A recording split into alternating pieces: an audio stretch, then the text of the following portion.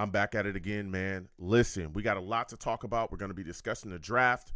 Call in 515-602-9639. Again, 515-602-9639. We're also going to have a quick interview as well. And I cannot wait. Hold on 1 second, folks, and we're going to start the show. Let me connect the audio. Hold on.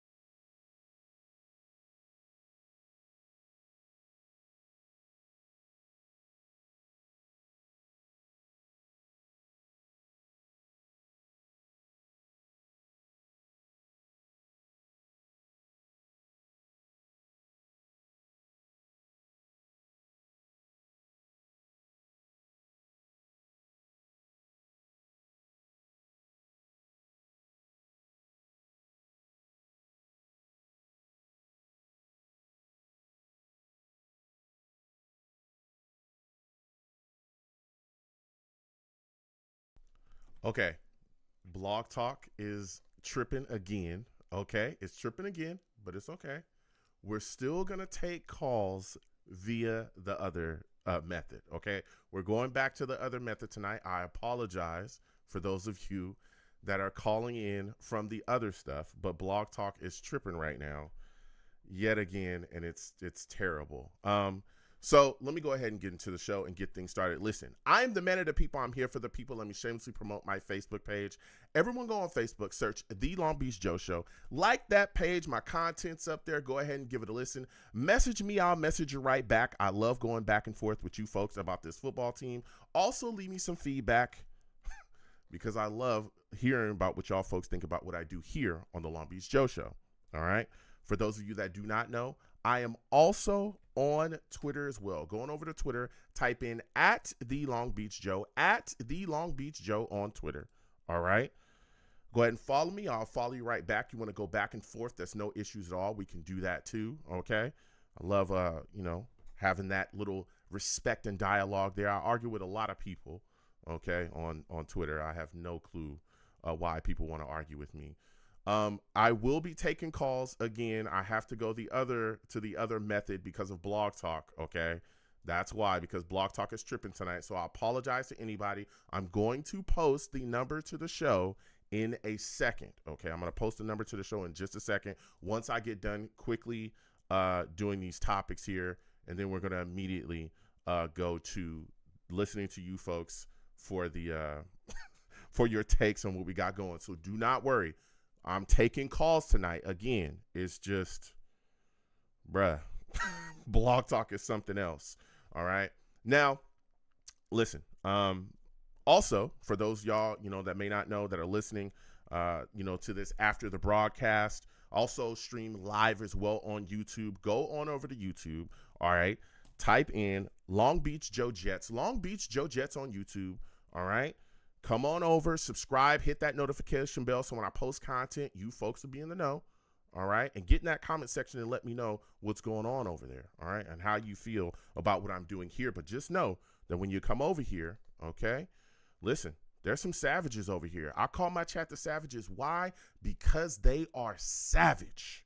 Okay, they are pure savage. Salutes to all the savages in the chat. All right, I see y'all. Dakota J salutes. Edward Stewart salutes. Again, please, everyone, give the video, give the stream and the content a thumbs up. All right, it's free.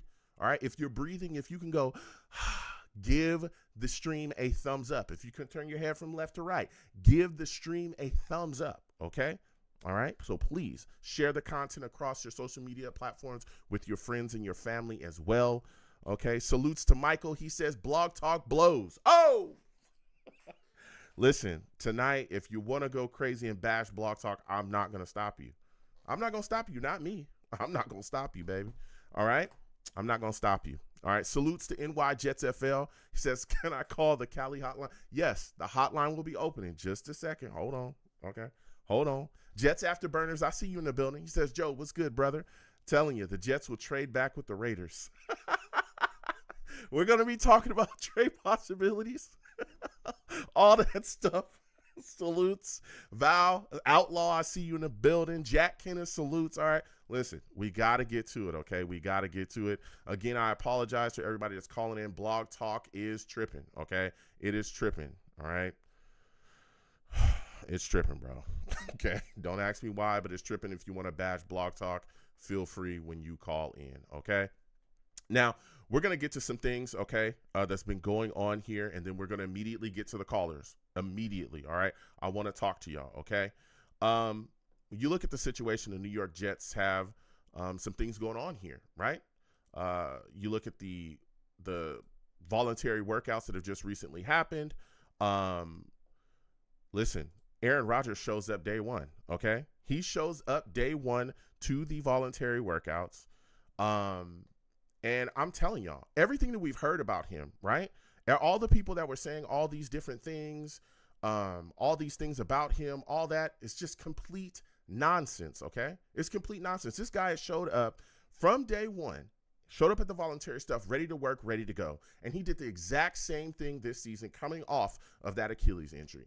If that's not showing you that this man is committed to getting W's, if that's not showing that this man is committed to handling business here, I don't know what will.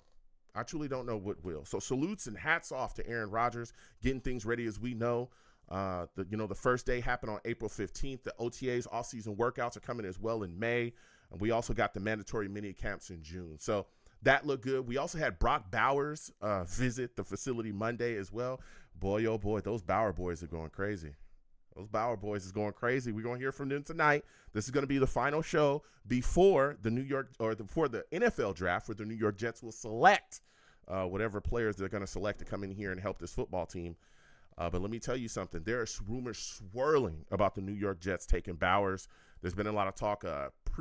Peter Schrager, he's been mocking Bowers to the Jets. It's a ton of mock drafts now that are all of a sudden talking about Bowers to the Jets. It's getting wild, okay? We're going to be talking about that tonight as well. Everyone knows I want an offensive lineman, but that's we'll see what happens, okay? I'm hoping that the Jets do that. I think it's going to be very I think if Joe Douglas does that, it's going to show that he has a lot of stones, because if something happens, if something goes awry and he does not have a backup plan for this offensive line, boy, oh boy, is he going to be in some trouble. Okay, especially if Aaron Rodgers goes down because of that decision. All right, we're going to be discussing that. Also, while we're talking about offensive linemen, guess what? That boy J.C. Latham is visiting the Jets tonight. He's also going to be there Wednesday as well. Could he be the selection at 10? That's a big question right there. Okay, that's a big question. Also want to talk about Brandon Ayuk. Brandon Ayuk, there's been a lot of rumors surrounding him and, him being traded from the 49ers. There's been talks. His agent came out and talked about how he never asked for a trade, even though that was being reported. San Francisco's coming out now saying, hey, maybe, we don't really want to move on from him, even though that's not really stopping teams from calling and inquiring about him. I know that there's some stuff with his contract. They haven't given him. He unfollowed the Niners. There's been a lot of things moving and shaking. And I'm starting to wonder, should the New York Jets look to make a move for this guy? It's interesting. He's had 2 seasons back-to-back, over 1,000 yards. This guy's a weapon. I'm on the West Coast. I watched him. This guy can move and shake. So I'm wondering, should the Jets make the move? And if so, how much it could cost them. All right. We're also going to be talking about a lot of different things. So I'm going to take some calls again. We also have some things we got to get to. So again, here's the number to let me put this up here properly. All right. Here's the number, the call-in number for y'all tonight. Okay. It's going to be pinned to the top of the chat there. We're going to be taking calls tonight. All right. I apologize. Blog Talk is tripping. Okay. We also have a guest we're going to tend to as well. All right. So if you want to call in, go ahead and call in. We'll be taking calls. Okay. We're taking calls via this situation tonight. And I want to hear from y'all. All right. I want to hear from y'all. All right. 805-885-0467 is the number. Okay. And we are taking calls. Okay. Man, this thing is moving and shaking. Listen, I apologize to those of y'all that are Blog Talk is tripping, and I apologize, okay? A lot of things moving and shaking. Saying the phone number is not working. Let me see here. Let me make sure here. Let me see. Let's make some calls here. NY Jets FL. So there's been a lot of things moving and shaking. Again, I apologize to anyone that was looking to call in. The number tonight is, man, there's a lot of things going on with Blog Talk, and they are tripping. So let me see here. See if I can give this man a call. See here. Boom. Okay. Hold on a second. Hold on. We're going to be taking a call here. You reached Tenson Stuck's voicemail. Please leave your name. I think we lost him. I think someone's calling in. Hold on a second. Just keep calling in, guys. We'll figure out the situation there with our with this number here. I was trying to take some calls. But, there's a lot to discuss here about what the New York Jets are going to be doing. And, man, oh, man, it's going to be crazy with this upcoming draft. I'm going to be taking some thoughts from the chat as well, so please put your thoughts in the chat as well. All the savages there. Salutes to Edward Stewart. He says, hold on a second. We got our first call here. Hold on.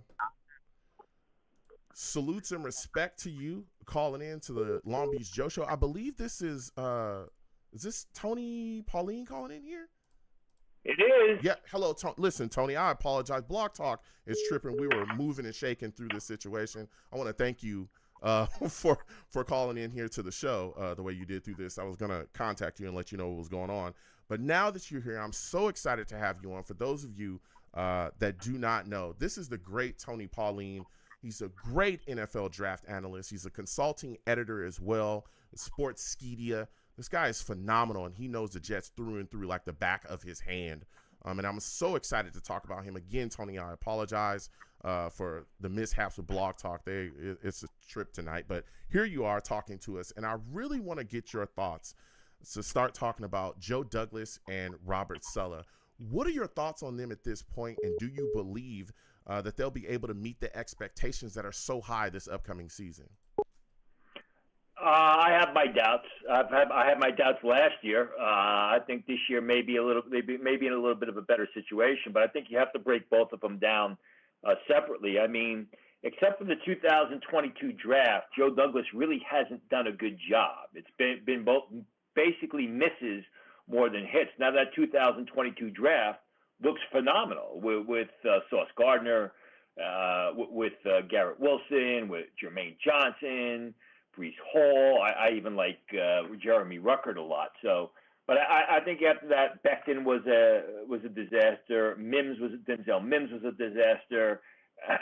Vera Tucker is good when he plays, but he's been on the sidelines more than he's played the past 2 years. I think my big problem with Douglas, and the reason I give him a failing grade, is what I would consider malfeasance on the offensive line. I mean, the offensive line was a disaster when he took over, and it's gotten somewhat better, but it's still a disaster. And Joe Douglas is a former college offensive lineman himself.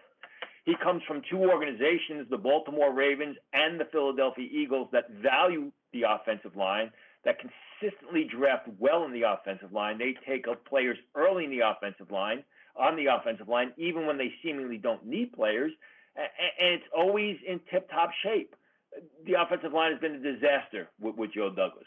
As far as Robert Saleh is concerned, Jet fans who've been around for a while, Robert Saleh reminds me of Pete Carroll when he coached the Jets in 1994.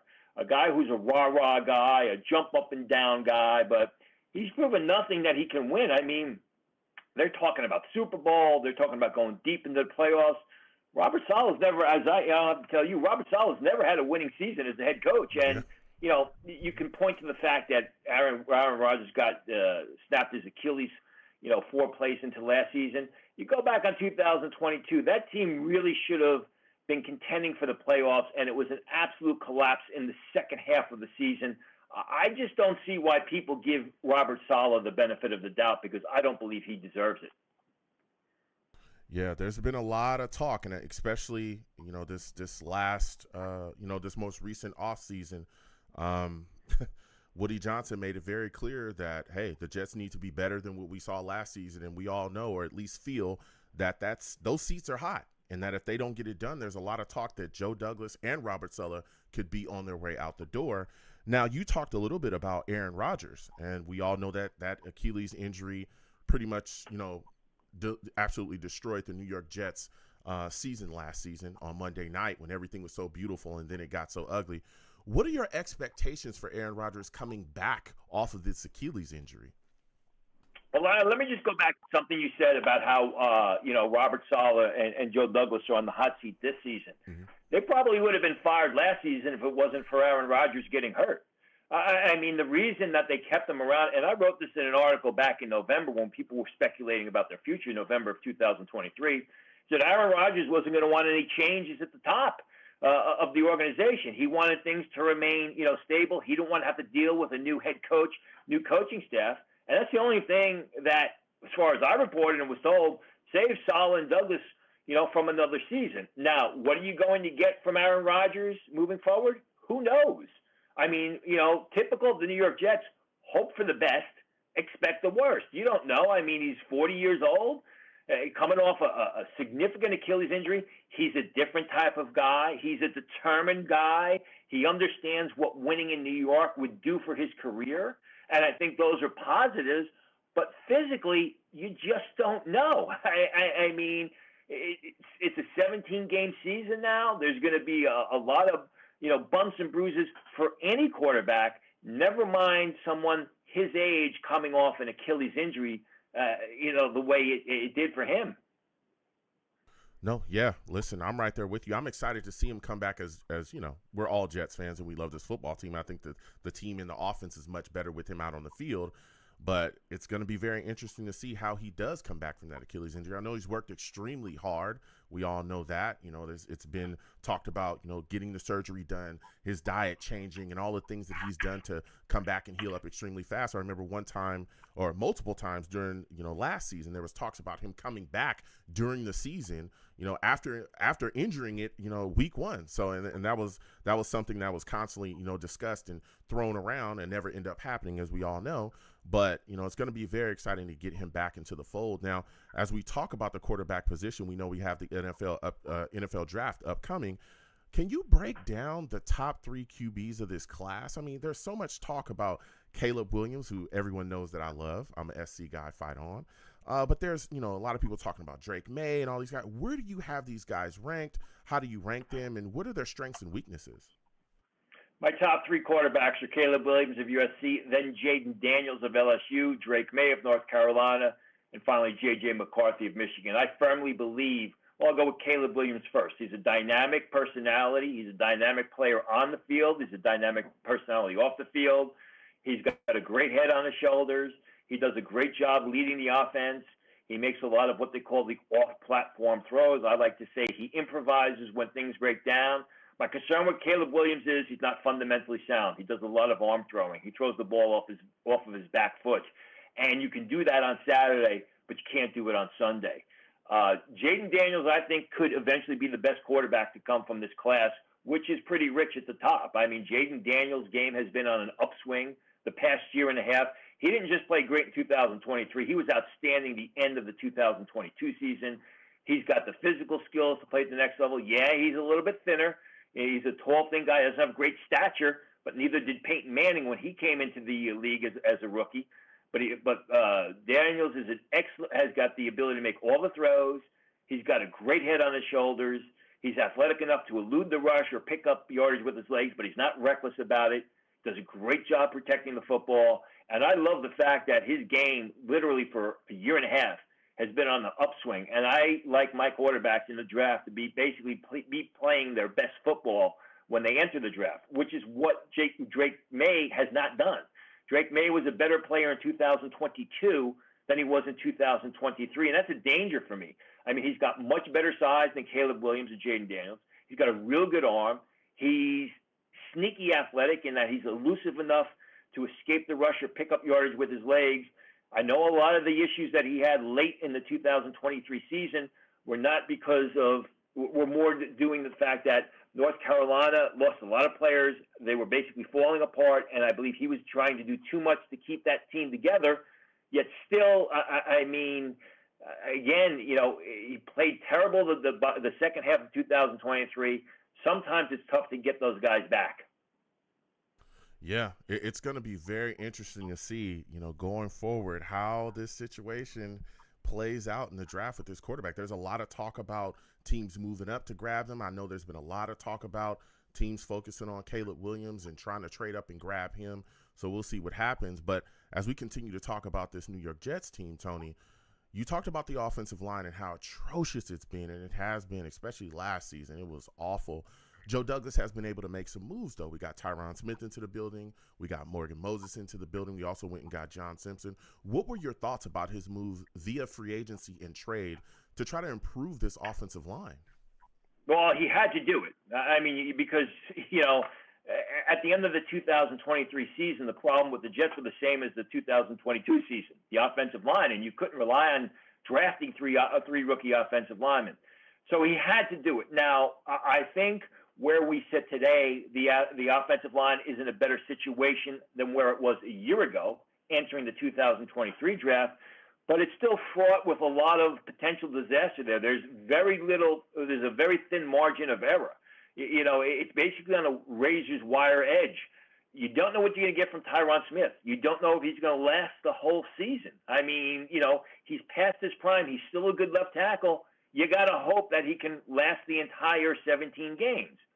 Yes, Morgan Moses is an upgrade at right tackle, but I mean, in essence, the Baltimore Ravens gave away Morgan Moses for what? Flip-flopping fourth-round picks and a sixth-round choice. And this is a team that was one game away from the Super Bowl, and they're ready to discard their right tackle.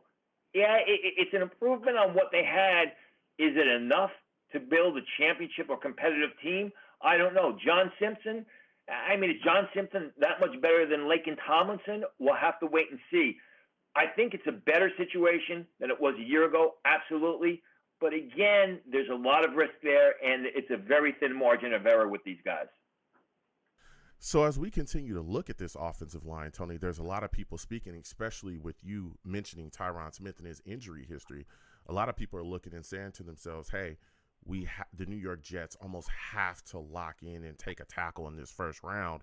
A lot of people discussing Alt, of course, you know, who I think is going to be, you know, well gone before 10, but definitely people are focusing on Fasanu and Fuaga. A lot of people talking about, you know, Troy Fautanu as well. What are your thoughts on this offensive line class, and who do you kind of see at the top of it? I mean, it's a terrific offensive tackle draft, specifically. You're going to have close to 8 offensive tackles being selected in the first round. You'll probably have 9 tackles with legitimate first-round grades, but Kingsley Suamataia of BYU is not going to be a first-round pick. I mean, these guys have got a lot of versatility. Alt is a massive lineman at 6'8.5", 321 pounds. He's a good athlete. Played left tackle at Notre Dame. I believe he can play right tackle at the next level. Not going to be there for the Jets. I absolutely love Fashanu, and I think I like those mobile, athletic left tackle pass blocking types. That's what Fashanu is. I mean, not that long ago, everyone's talking about him as a top 5 or 6 pick. Then somehow he fell because his testing numbers weren't that great. He doesn't have big hands. I mean, you watch his film. Yes, he needs to improve his run blocking, but he is a spectacular pass protector off the left side. Great range off the edge, terrific footwork and block on the move. Fuaga's more of an offensive, more of a right tackle. Some teams see him as a guard, a big, powerful guy who's nasty, better in a smaller area, especially compared to Alt and Fashanu, but he's a starter at right tackle. Fatano is, he's 6'3.5", 317 pounds. He's very athletic. He moves well. He's his own blocker. If you don't mind your left tackle being under 6'4", he's your guy. Otherwise, you're going to kick him inside and play him, use him as his own blocking guard. Yeah, he's a guy, Troy, that I think he could absolutely be a target. I think if the New York Jets trade down from 10 into maybe those teens range, that I think would be amazing for the New York Jets to bring in, especially with his versatility. And I wanted to get your thoughts on that as well. There's a lot of people that say that he not only can he be a guy that could be a future prospect, for left tackle to take over there, but he's also a guy that you could move inside, play a guard and various other positions. What are your thoughts about him and his versatility that he brings to the table? Who, Fatano? Yes, Fatano. Yeah, that's what I just said. He's 6'3.5", 317 pounds, a mobile guy who tested well during pro day, during his pre-draft workouts. Was a good left tackle, very good on the second level, very good in motion. But again, there are some teams that are stuck and they want their left tackles to be 6'4.5" or taller. If you're not stuck on that and you're okay with a shorter left tackle, shorter height-wise, then he's your guy. So as we continue to talk about this football team, and there's a lot of people looking at the wide receiver position as well, Tony. And, of course, we brought in Mike Williams. A lot of people hoping to have him ready for the season and being out there, hopefully at the number 2 spot because of what we saw from Lazard. He was pretty bad last season. What are your thoughts about the acquisition of Mike Williams, and what are your thoughts about the Jets going into the draft and maybe taking a guy in the mid-rounds to bring in a wide receiver to help as well? Are there any mid-round guys that you think that could really help the New York Jets too? Well, Mike Williams is a lot like Tyron Smith. What are you getting from him? How healthy is he going to be? How long is he going to be healthy? Is he going to be able to stand up to a 17-game schedule? Has been on the sidelines more than he's been, on the field recently. I think it was a solid signing.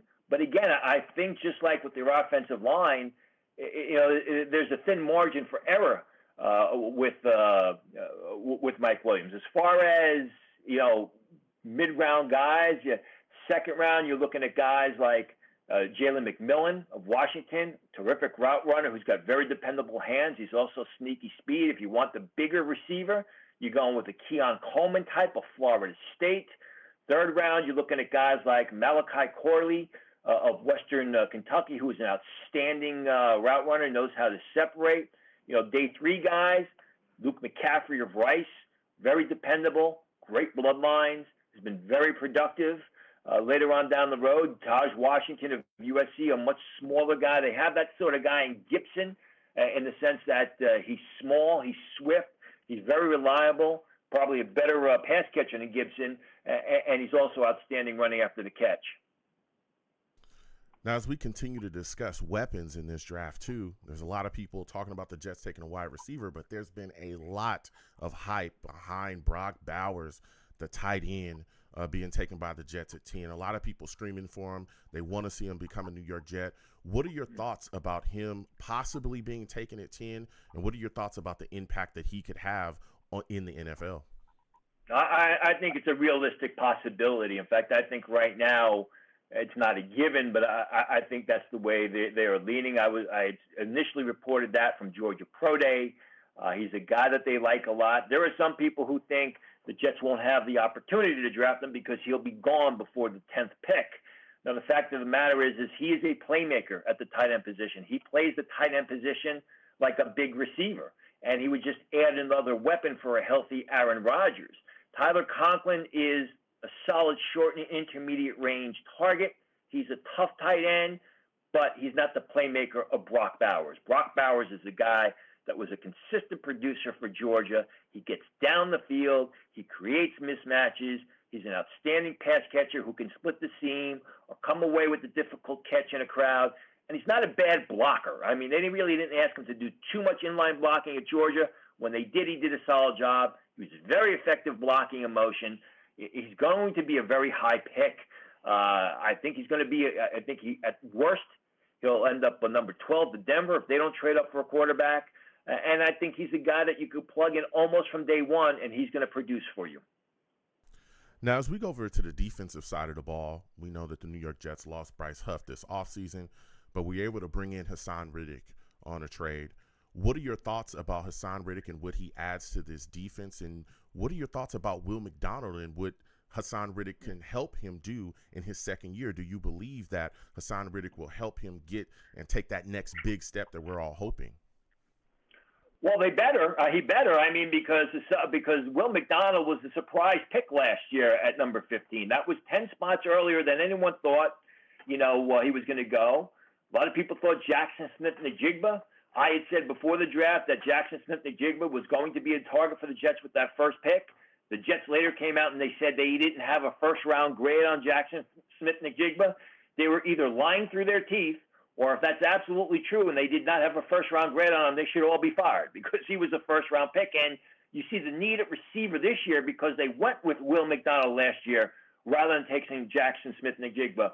I think the trade for, if they hadn't taken Will McDonald as early as they did last year, they probably signed Bryce Huff to a significant deal after the year he had. I think the Hassan Reddick trade makes incredible sense because they basically gave next to nothing away from him, a conditional pick in the 2026 draft. He brings a lot of veteran leadership. He brings a lot of experience. And I think that's what Will McDonald needs. Will McDonald is an incredible athlete. He's got an NFL body.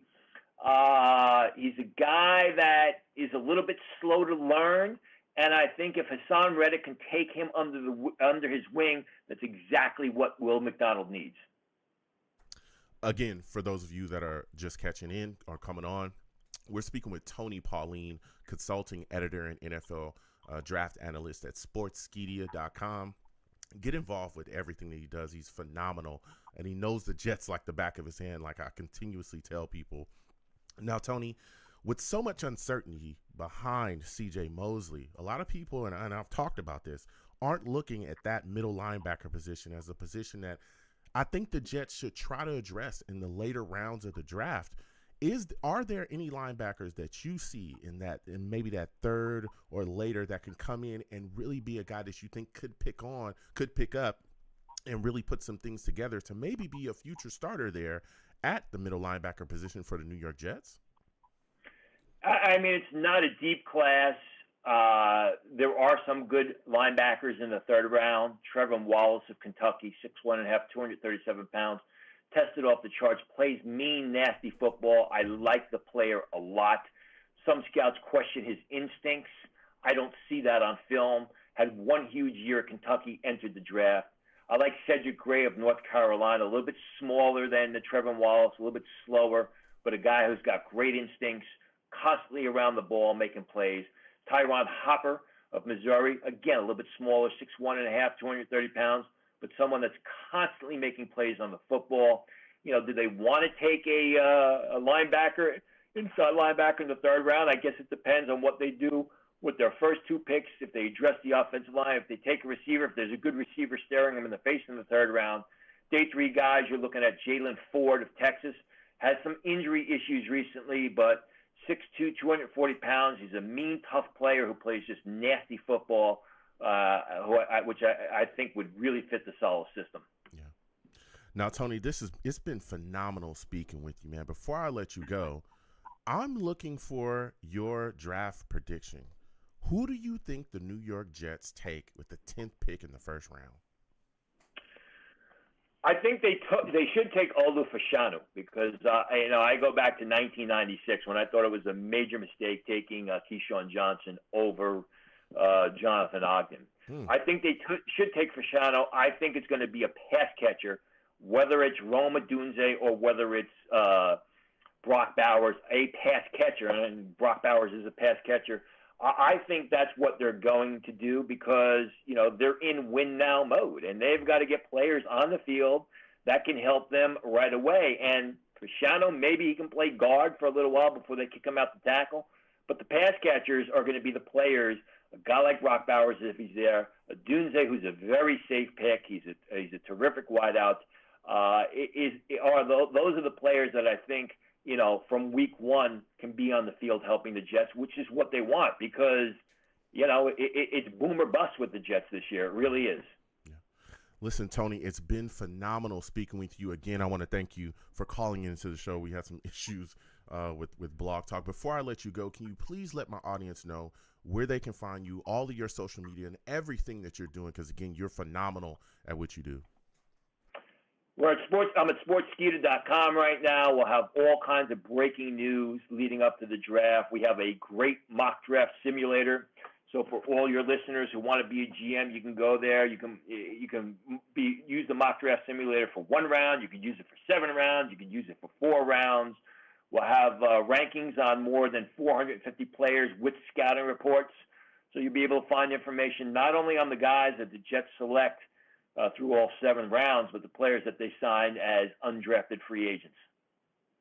Tony, I want to thank you for calling in. You have yourself a good night, my friend. Thanks, Joe. Absolutely. Man, wow. Listen, Tony Pauline calling in and giving us nothing but fire, okay? Nothing but heat, nothing but fire. Did you guys hear the takes? All right? Did you guys hear the takes? And there's a lot of talking. Again, we talk about Bowers. The Bowers boys, I know you're calling in tonight. Again, 805-885-0467. That's the number, because Blog Talk sucks, okay? It downed us tonight. It didn't step up in the clutch, okay? It stunk, but guess what? We're still here, okay? And we're still taking calls. And a lot of his takes, like I said, I completely agree with. You look at the situation, I believe as well that the New York Jets should be looking to take Olu Fasanu. Now, we're going to get back to these lines, all right? We're going to take these calls, all right? We're taking these calls. Salutes. I believe this is Rusty. Am I correct? That's correct, Joe. How's it doing, fam? Rusty. Salute to you. Salute to Savages. Thank you. Salutes, Rusty. Again, I don't have the... I don't have my sound bites. Imodium, huh? I don't have my... Imodium is going to be making a lot of money. Man, I ain't got my sound bites tonight, all right, because we know Blog Talk sucks. But again, we'll get back to... And again, anyone that I miss, I'll be hitting you back. Don't worry. But here you are. You're calling in. Again, thank you, Rusty, for coming on to the show. Now, listen, Rusty, I'm talking that talk tonight, all right? We know that the New York Jets, we've got this situation here. And we got the draft coming up, right? This is going to be the final show before the draft. So I want to get your thoughts on this, right? There's been a lot of rumors swirling right now surrounding Brandon Ayuk, okay? And I'm a guy that's looking around, and I'm saying to myself, the New York Jets could use a wide receiver of his ilk, man. This is a guy that puts on work, okay? He's had 2 over 1,000-yard seasons back-to-back, right? 1,300 yards, over 1,300 yards last season. And I want to get your thoughts on this, man. Would you like to see the New York Jets trade for him? No. He's a great wide receiver, but no, I don't. And yeah, no, I really don't. We have a lot of money tied up with it too. Mm-hmm. And there are plenty of caps to draft in this wide receivers to draft in this class. Mm-hmm. And there's some ballers out there too. This is basically like an offensive line and wide receiver draft. And then sprinkled in there, of course, is, some guys that are going to come out of it and rise to the top, some linebackers, safeties, corners, and things of that nature. Not really a tight end draft, honestly. That's next year. Next year is the tight end draft for sure. There's a lot of good tight ends coming out next year. Mm-hmm. Real good tight ends. Mm-hmm. But I don't want to get tied up in the money and stuff like that and then lose a draft pick because we'd probably have to trade one, right? Mm-hmm. Yep, you probably have to trade for him. Yeah. Okay. Yeah, no bueno for me. No, listen, and I hear you. I'm just asking these questions because, again, I like Brandon as well, but like you said, that contract I know is going to be hefty. I believe he's in the last year of his deal. This upcoming season is going to be last year. And you're definitely going to have to give up some capital, you know what I mean? And especially with the New York Jets like we're sitting right now, we don't even have a second-round pick this season. Maybe that means you're going to have to pull from future seasons. I don't know if I'm interested in that. But as we continue to talk about this football team, right, you started to talk about, the tight end position and this upcoming draft. I'm not a Bauer boy by any means. Oh, you're not? You're not? Listen, why aren't you? Listen, Bauer. Way. I'm a wall guy. Rusty. Bauer mania has gone crazy. As we know, he visited the New York Jets. I believe it was Monday. They got J.C. Latham as well coming in tonight, but I want to stick with you with Bauer, man. What are your thoughts about all of this hype and how it's revved up about Bowers becoming a New York Jet? I mean, even the guest we just had on, the great Tony Pauline, spoke about it a little bit as well. What are your thoughts about this, man? Do you think it's all hype, or do you think that this could be real? Even Peter Schwager, who's been correct about a lot of New York Jets draft picks in the first round, talked about, has mocked, Bowers to the New York Jets as well. So give me your thoughts, man. It would be a terrible decision by the Jets, I'll tell you that. He's not even a true tight end. Like, people can say, oh, yeah, he doesn't, He really, let's just keep it 100. He really doesn't. He's more of, I don't know, like those hybrid types that really don't block and go out there and do different types of catches. We're not in the predicament to even get one of those types of guys. We only have guys on the line that are at best here for a 2-year contract, and that's for one of the guys. And all of them, knock on wood and praying, don't happen, but all these different types of injuries. You have to stack those cinder blocks in the wall and brick it up and mortar it, So, and he's not even the best. He's not even a true tight end. The best tight end that's on Georgia right now is Oscar Delp, and that's keeping it 100 too. Like that, he's a real tight end. That kid's pretty good, but he ain't no Luke Lackey too. That kid that's coming out of Iowa next year, that's going to be in the draft. So as far as they're saying he's a generational, this guy coming out is generational. We heard that about Trevor Lawrence too. We've heard that about multiple different types, and he's not that guy. Okay, yeah, he plays in the SEC. Cool. I'm not kissing their rings or bowing down to those types of guys. And truth be told too, a lot of the tight ends, they come out of different types. They come out of the Iowas. They come out of the Iowa States. They come out of, those different types of programs. Mm-hmm. It's not always on the SEC. Mm-hmm. So, but, you can't hate on his game. He's basically a wide receiver. Mm-hmm. If any team was going to draft him, set him at wide receiver. Yeah. Set him against all those corners and stuff, and, putting a label on him as a tight end is a discredit to tight ends, honestly. Well, there's been a lot of talk about him just basically. That's what I see. Yeah, basically being a guy that's more like a wide receiver, big guy, and he's tough to cover. I'm just looking at the situation. Mm-hmm. I'm going, man, the New York Jets need help in other areas, especially when you look at wide receiver. There's a guy like O'Dunes that could be there at 10. If Rome O'Dunes is there and Bowers is there, I don't see how the Jets pass on O'Dunes. I just don't see it. If you're forced to take one of those guys, I just don't see it. So I don't know, if you're man. If you're forced to, mm-hmm. not able to trade, I'm with you. I would take an offensive lineman over a tight end. I see him as the next Kyle Brady. Mm-hmm. Everyone gave, well, not everyone, but Kyle Brady draft thing came out of nowhere. Mm-hmm. The Jets selected him over. Oh, that was just so bad over Sapp. But, whatever. Mm-hmm. Yeah, it was that guy Sapp. It's not like he's a Hall of Famer or nothing. No biggie. Unbelievable. Listen, I don't even want to talk about past Jets draft. There's been some rough first round picks. I remember this is bad. But we're in a different space, a different time now. We got a different general manager that has really made some moves. But I want to get your thoughts on this, Rusty. J.C. Latham is, meeting with the New York Jets tonight. We know he's also going to be with them Wednesday as well. Do you think that there's a possibility that the New York Jets would take Latham at 10? What are your thoughts about that, man? Oh, well, no, I hope not. The only types of guys is, would be like Olu and Alt in those positions if we had to do it at 10 and they were on the table. I'm praying that we're able to trade back. I really do. Mm-hmm. I hope that, because we need to fill more things. We need second rounds, and there were plenty of awesome and really good offensive linemen later on in this first round. Mm-hmm. Barton's, my guy Morgan. Then you have the Cooper Beebes.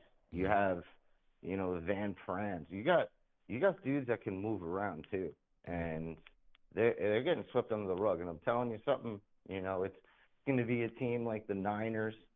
Or, oh, God, it would so suck if Kansas City got, the Bartons or the Jordan Morgans. Mm-hmm. And same thing with Baltimore. It's there's some real serious dudes out there that just get swept right underneath that rug. Yeah. And I don't know, man. I just really hope that we can honestly trade back and then get people to bite on some quarterbacks. Mm-hmm. Something happens like that, and I just because we need positions filled and we need draft picks too. Mm-hmm. Actually, Rodgers in a way getting hurt is a blessing in a sense. You know, it sounds crazy, but we wouldn't even have a first round this year. We'd have a third round and on.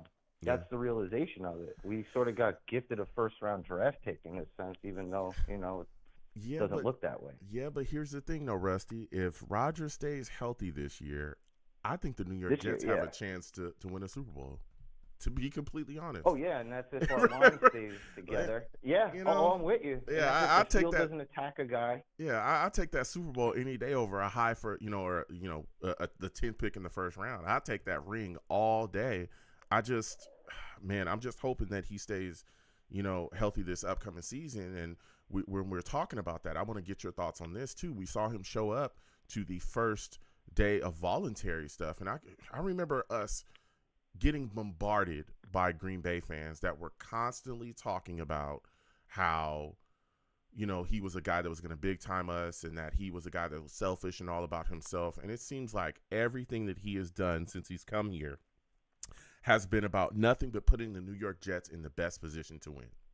He's talked about it. You know what Green Bay – Yeah, go ahead. He's talked about it, and he's put the work behind it as well. Give me your thoughts, man, on seeing him show up to voluntary after, dealing with coming back from that Achilles, rupture and all the stuff, man. Well, you know what Green Bay does mean in Latin, right? Uh-oh. It means butthurt. It means butthurt. That's they all are. Well, that's why they're the cheese. It's a different type of cheese, but he's proven everybody else wrong, and he's always said not the right thing, but he's always spoke his mind, and people hate him for it. Yeah, he doesn't bow down, and the Jets bought into him to where Green Bay was like, yeah, we're gonna help you out, and then what they do in that first round, as soon as they said that, they drafted his replacement. So he's like, oh, really? Like, really? And I'm not, not putting any bad things on Love, but that's a smack in the face to Rodgers after you went out and publicly said, yeah, we're going to put your best interest. We're going to do this. And then you go around and draft a quarterback in the first, a developmental quarterback too. Green Bay knows how to grow him, obviously, It stinks, but it's in their proof of their pudding with the Favres and then, with Rodgers and now with Love, but that was a smack in the face because he wanted a weapon. Yeah. No, and listen. They said, yeah, no, it's not going to happen that way. But they yesed him to death, and so I don't blame him for being the way that he is towards Green Bay. Yeah, listen. I mean, you're talking facts right now. Like I said, I remember hearing all of those things, and from day one, he's coming here and talked about, listen, we need to be ready. You need to become the dragon. We need to do A, B, C, and D. Expect more, do more, all of these things. And all that trash talking that people were saying, this man has done nothing but show up time in and time out, ready to go. Voluntary stuff all last year as well. Showed up to it all, ready to go. Was throwing to people left and right, ready to go. This year shows up again, April 15th. Coming in off the Achilles injury, no issues, ready to go, ready to put things together. Yeah. We know he's going to be at OTAs. We know he's going to it's crazy because again, you can clearly see he did not come here to kind of loaf around.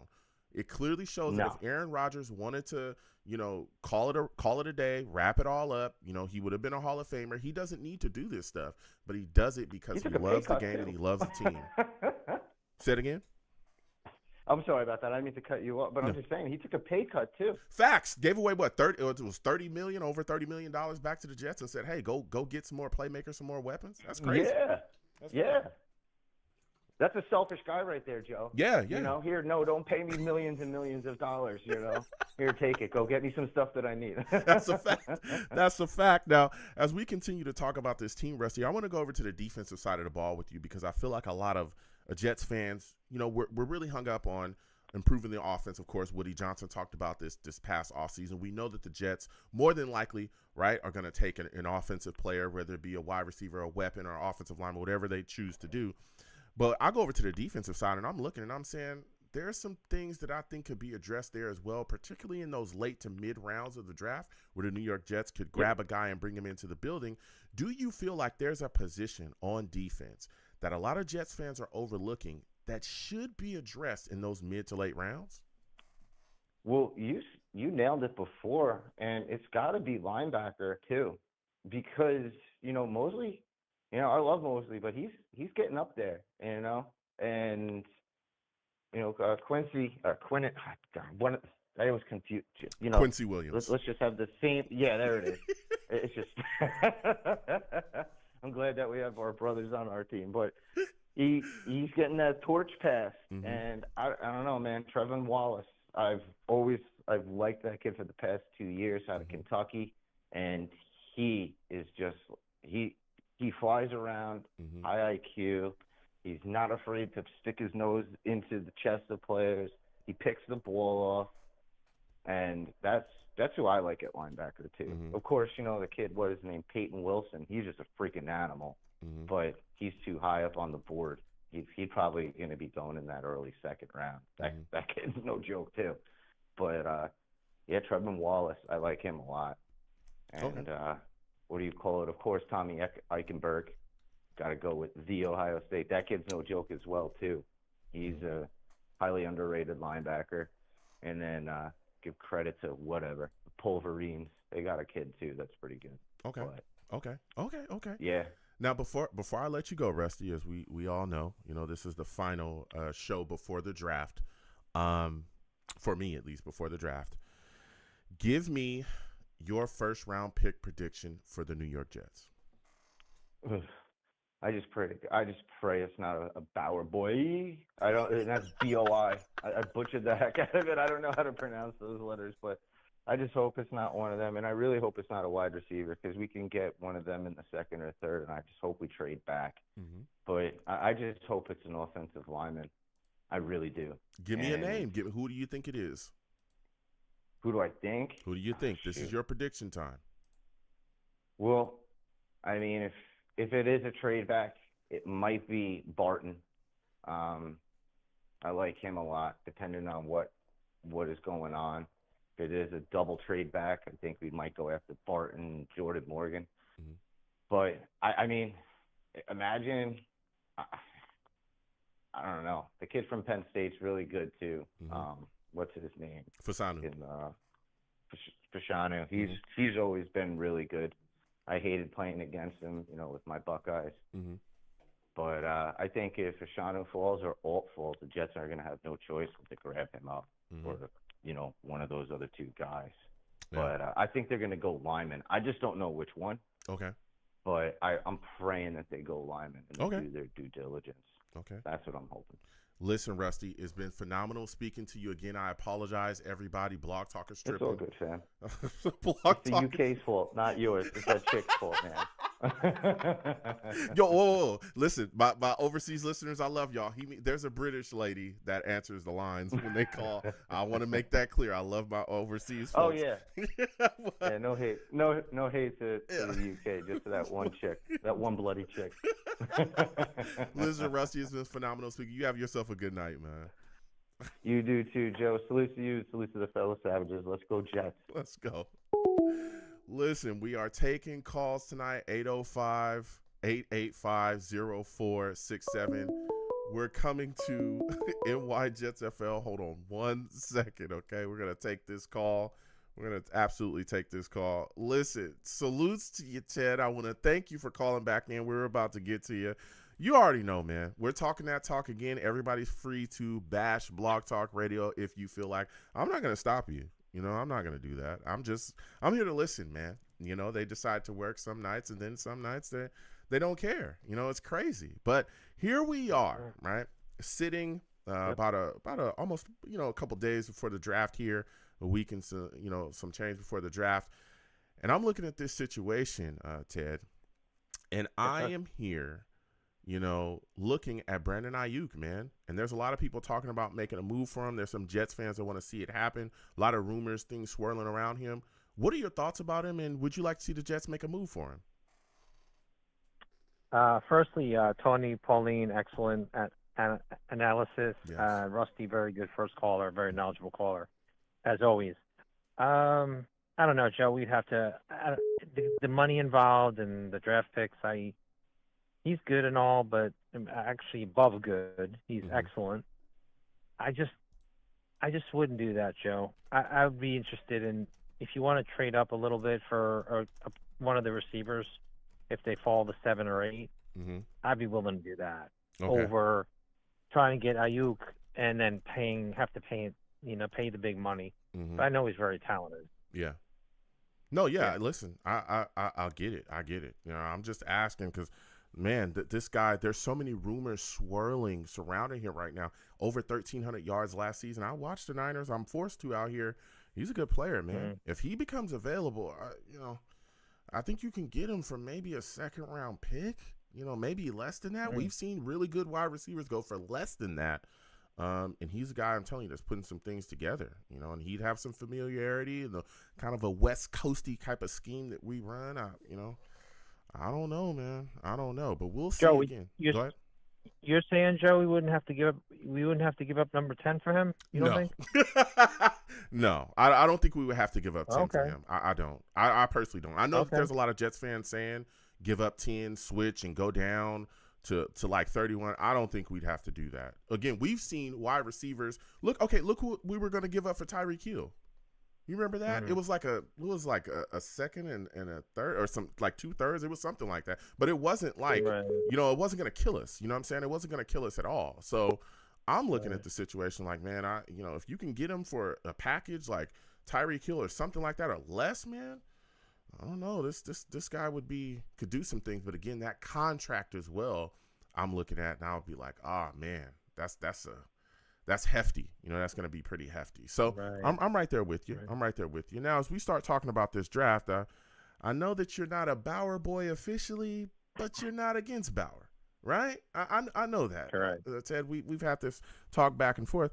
So you've got to be hyped because the Bauer's hype here is through the roof. It's through the roof now, Ted. All right, he saw the Jets Monday. They had a visit, and I'm telling you, it's been going crazy ever since, man. What are your thoughts about it? And do you believe that it's a realistic possibility that Bowers could be a New York Jet, draft day? Joe, I when I see this much hype, I'm going to think the opposite. I'm thinking they want to overhype Bowers. They want a second-round pick to trade down. They're going to claim they want Bowers. They're going to visit with Bowers. They're going to, buy him a breakfast sandwich even if they have to. And then, a ham, egg, and cheese, whatever they bought. What's his name? To get him in here. Mike Williams. Yeah, get him in there, whatever. Taylor Ham or whatever he got. Joe, when I see all this stuff happening, I'm thinking the opposite. I'd rather trade down. Maybe we're setting up teams to say, hey, we're really interested in Bowers, and then somebody like the Colts or or maybe the Eagles or the Bengals will want to pony up their second rounder if they want a weapon for Anthony Richardson certainly needs more weapons. The guy got hurt, so anybody can help that that kind of guy. You don't want that guy running constantly out of the backfield. Obviously. He's gotten hurt a few times already. Burrow's been hurt. He's hurt again, and he's a great player. He probably could use another weapon. So, I think there's a lot of, obviously, what's smoke. I don't know. There's all kinds of little games being played. I really think we're looking to trade down first. Okay. Before we take Bowers. Okay.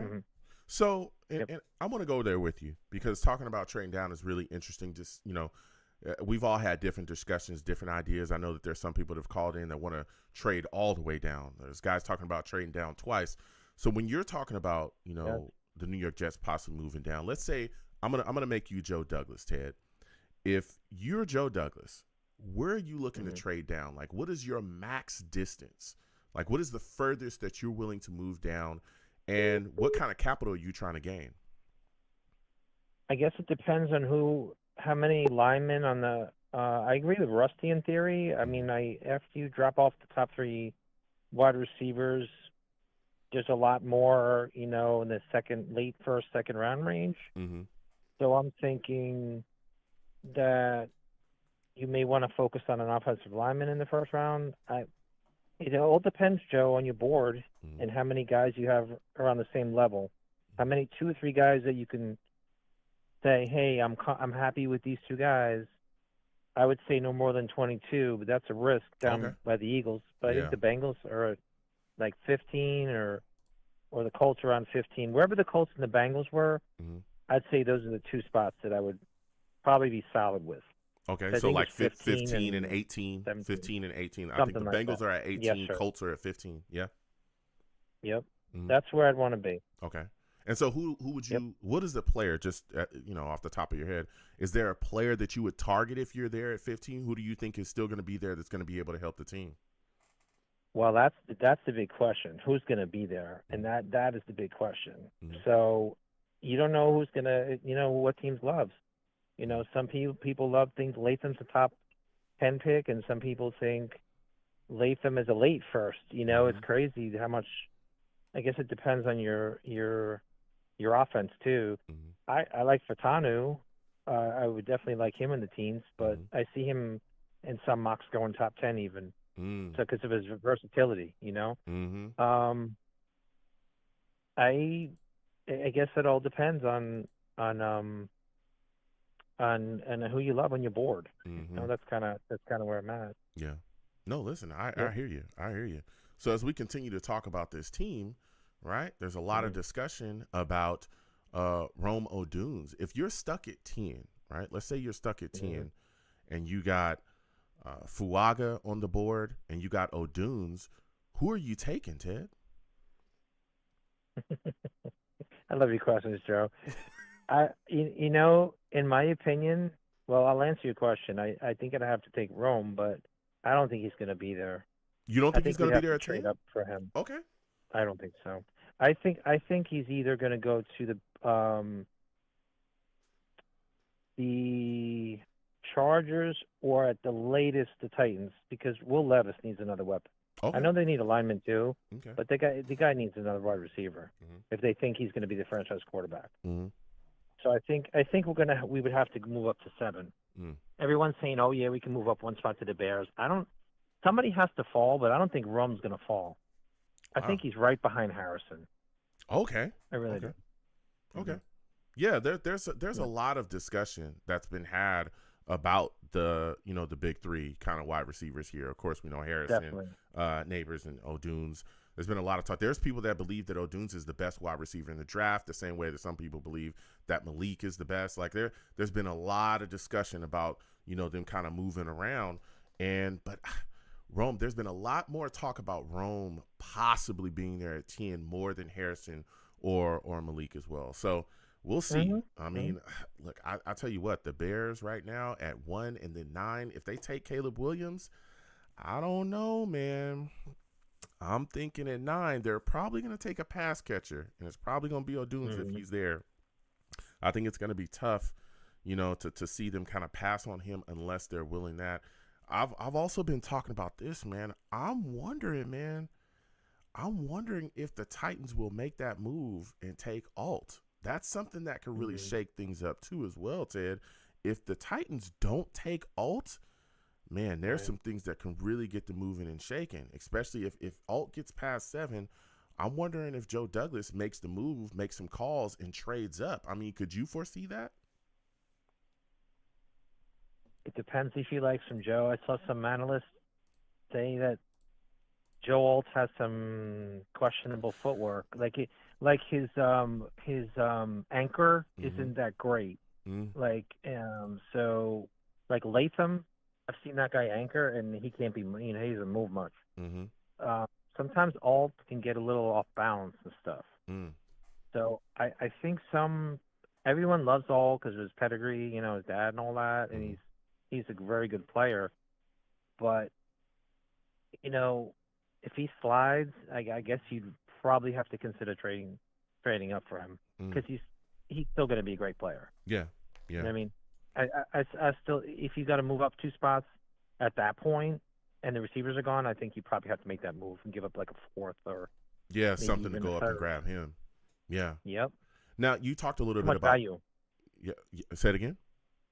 Too much value. Sorry, Joe. Yeah. No. Yeah. Absolutely. And again, there's been so much discussion, and I remember looking at the board at first, the way things were falling out, and I was like, if Tennessee does not take Alt at 7, if he doesn't come off the board there, I don't know who selects him. I mean, not saying that he's a great player, of course. We're all excited about him and what he could bring, especially, if we can get him in a Jets jersey. But I don't think the Falcons would do it. Maybe the Bears do it. I don't know if the Bears would do it. Again, I think they'll be looking for a wide receiver. And then after that, it's right in our laps. He's right there at 10. And it's like, I don't know how you don't. But I would think that, again, if the Titans do not take Alt, there's going to be teams screaming at the Falcons. We'll give you A, B, C, and D. Listen, we're moving up and we're getting Alt. And so I would wonder if Joe Douglas would say, hey, look, I'm going to make that move as well. I mean, we've got some draft capital in later rounds. Can you really pass up on a guy that people really think would be a phenomenal tackle, wherever he goes in, the NFL for years to come, especially with, the need that we have here. We know that Morgan Moses is not going to be here forever, and neither is Tyron Smith. So it's going to be interesting to see what happens with that going forward. Now, we were talking about Latham a little bit as well. You spoke about it. He's going to be visiting the Jets tonight. He's also going to be, there on Wednesday as well. You talked about him and what are your thoughts about him? There's a lot of Jets fans that I've spoken with that have been talking about the possibility of Jets taking him at 10. I mean, what are your thoughts on him as a prospect? If Joe loves him, they should take him. I don't think they should look at the Evan Neals and say, oh, he's an Alabama player and he's not going to be good. I mean, I think he's going to be a very solid starter, and that's really kind of what we need at this point. We don't need a Hall of Famer. It would be nice to have a Hall of Famer, but we need a plug and play guy. We really do at this point, because we need, Tyron Smith.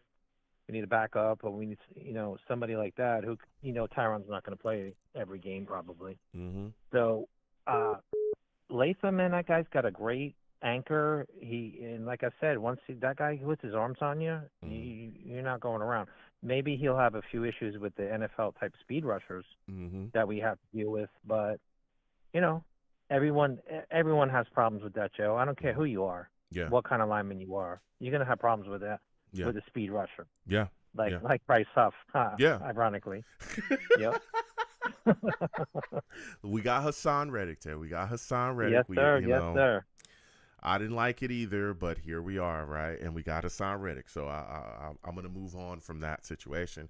Now, you talked a little bit about, speaking of Bryce Huff, we're going to talk a little bit about this Jets defense, man. Is there a position on this Jets defense that you want to see addressed in the mid to later rounds of this draft? Yeah, I said in the last call, I really want to get a run stopper, and I can't understand. I know everyone wants to say, hey, let's sign a guy for a year and plug him in, but the guy from last year got hurt. He's older, so maybe we invest this. I really thought about Chris Jenkins Jr., but maybe we invest a third rounder in a run stopper. We still need a safety, and we definitely need a linebacker, in the later rounds, and that's where I'd be looking at, Joe. But if we start moving up in drafts, we're not going to have that kind of room to maneuver in the draft unless we use next year's picks.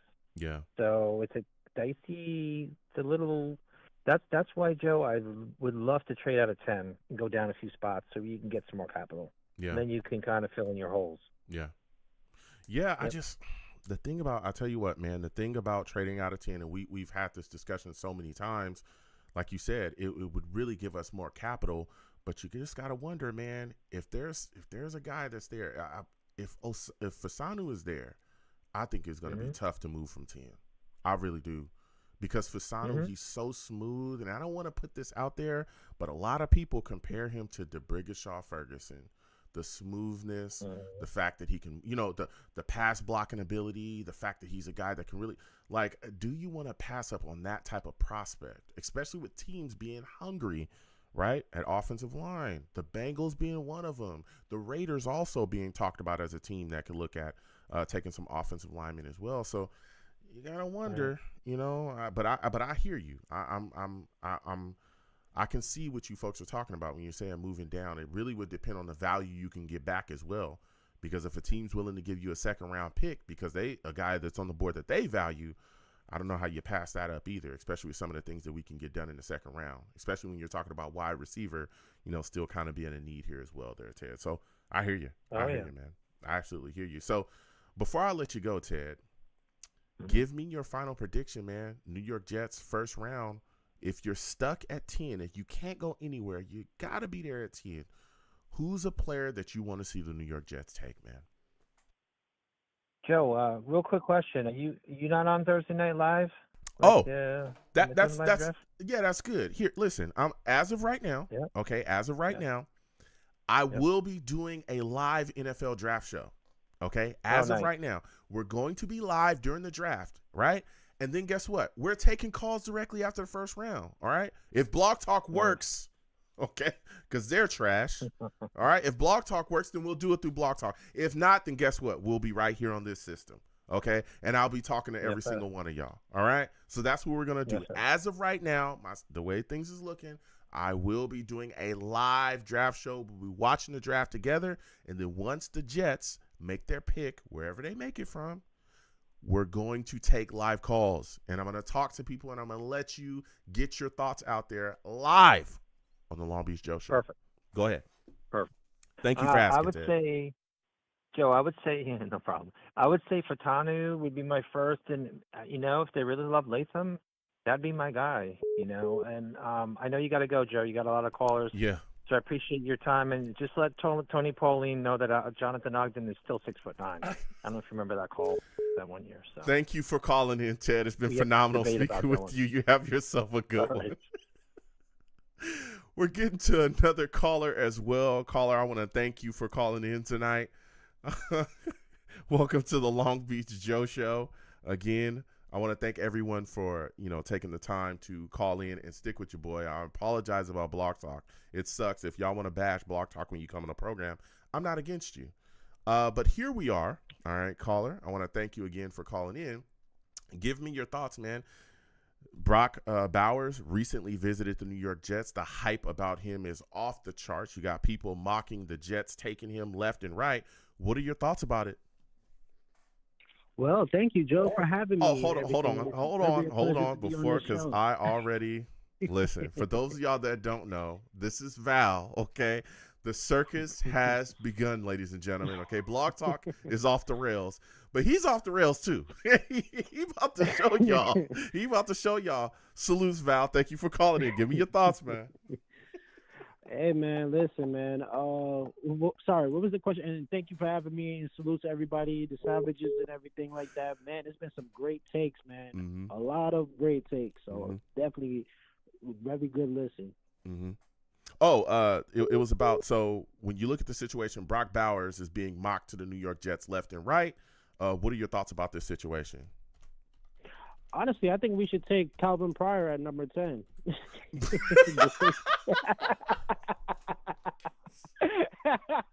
Boy, that's a name to forget. Oh my goodness. This is what I'm telling you. The circus is in town, ladies and gentlemen. The circus is in town. All right. Hey man, listen, you gotta play into it sometimes, But hey, I couldn't say D Milliner, but that would have been way worse. Oh, that was rough. Let's move on. But yeah, I will say, man, the Brock Bowers, man, situation, I'm hearing that a lot. It seems like everybody is hyping us up to actually get this tight end, man. And this is what I'm saying. This is kind of like, it's giving me that Zach Wilson type of feel again, man. I'm just like, we're falling for the hype again. I really don't want us to fall for this hype, but I don't really watch college football like that, but I'm hearing he's very good. Mm-hmm. I'm hearing a lot of analysts breaks down his game. He's very undersized as a tight end. he's more like a how can I say, like I would say a slot guy. He will definitely be good when it comes to the slot and everything. He's fast. He could break away from different tackles and stuff. So listen, there's a lot of upside, but listen, just like how everybody else is saying, I'm glad that I'm hearing it a lot as well too. Man, I mean, it's been so many years that we had offensive line trouble. Yes. Listen, as much as we did this offseason, salute to Joe Douglas. Like I said, he's borderline getting on my good side again and stuff like that. We still got to see this draft before he could cross over. But so far, he's still the chair did get lightened up a little bit. It was very hot, but now it's starting to warm up and cool off a little bit. But he still got some work to do. But I will say that we need to address this offensive line. I feel like that is the number one thing that we need to do. Then if we don't go offensive line, then we can talk wide receiver. Mm-hmm. But I will say, man, I definitely still believe in that offensive line. The talk has definitely been not really talked about. Everybody's talking about playmakers. Like, we need playmakers. Mm-hmm. Yes, we have an offensive line and everything, but we got to realize this offensive line probably is not going to stay that healthy. We got to always assume the worst. Mm-hmm. The best case scenario is let's protect the quarterback. Let's get a offensive line in here.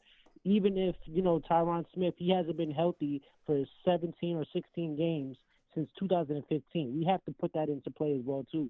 So we got to assume the worst, that he's not going to play every game. You know what I'm saying? So we got to make sure we secure that left tackle position and possibly get the best offensive line in here, and the depth, because the depth is our problem right now. That's the biggest problem right now. Yeah. But we're looking very good on paper. Not to be long-winded. Go ahead, Joe. No, yeah. Listen, I'm here to hear your takes, and that's why I tell people that I think that if Joe Douglas decides to take a guy like Bowers in the first round with no real insurance behind, this shaky offensive line, as far as, Tyron Smith having long injury history, Morgan Moses, again, he's no, spring chicken. He's been injured before, and you're looking to just go into the year with this offensive line as is and the depth as is.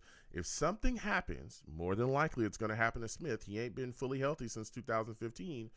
And then something happens to Aaron Rodgers, Joe Douglas, something's going to happen to you as well at the end of the season.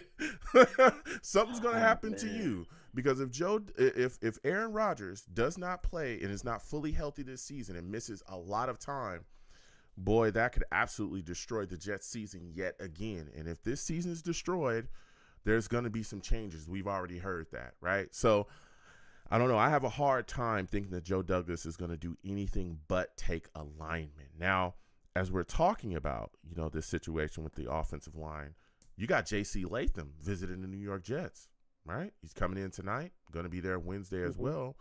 There's a lot of Jets fans that are saying that the Jets should take him at 10. What are your thoughts about that, Val? Who's J.C. Latham again? He's a guy at Alabama. He's tackle. He's pretty good. There's a lot of comparisons between him and Becton. I don't necessarily. I get it because he's a big guy. Like, he's 342. I mean, I'm looking at the draft right now. He's 342, 6'6", Alabama. Yeah. He's 90th grade, 24 overall rank. Listen, yeah, he is. He does look very big. He's a big guy. I can see the comparisons and everything. Yeah, he's definitely a big guy. Yeah. I can't even lie. Mm-hmm. So, I mean, listen, like I said, I'm all with the offensive tackle. I'm not familiar with his game, so basically I'm freestyling a little bit. But, I just say take the best offensive tackle available. Who do you feel like is the best offensive tackle? I'm going to switch it to you since you have more experience when it comes to, the college game and stuff. Yeah, I mean, that's a great question. Thank you. I look at it like this. I think the best overall tackle, the package, like full tackle package in the draft, is Alt. Okay, he's above and away. I heard he's going to be taken. That's what I'm saying. That's why he's going to be gone. But I will tell you this. Yeah. Olu Fasanu is a guy that I really like. I like Fuaga as well, though, but I like him for different reasons. I like Olu because he's smooth. He's more a DeBrigashaw Ferguson type guy, right? Ooh, he's not like the strongest ever. He's not. But listen, every prospect in the first round, every prospect in any draft has things they have to work on. He's not going to get punked or nothing like that, but he's definitely just a smooth guy. His pass protection is amazing. I think he's the best pass protector in the draft for sure. Right. So I like what his game and what he brings. And he's a guy that from day one you can plug into the left tackle position, and that's fine.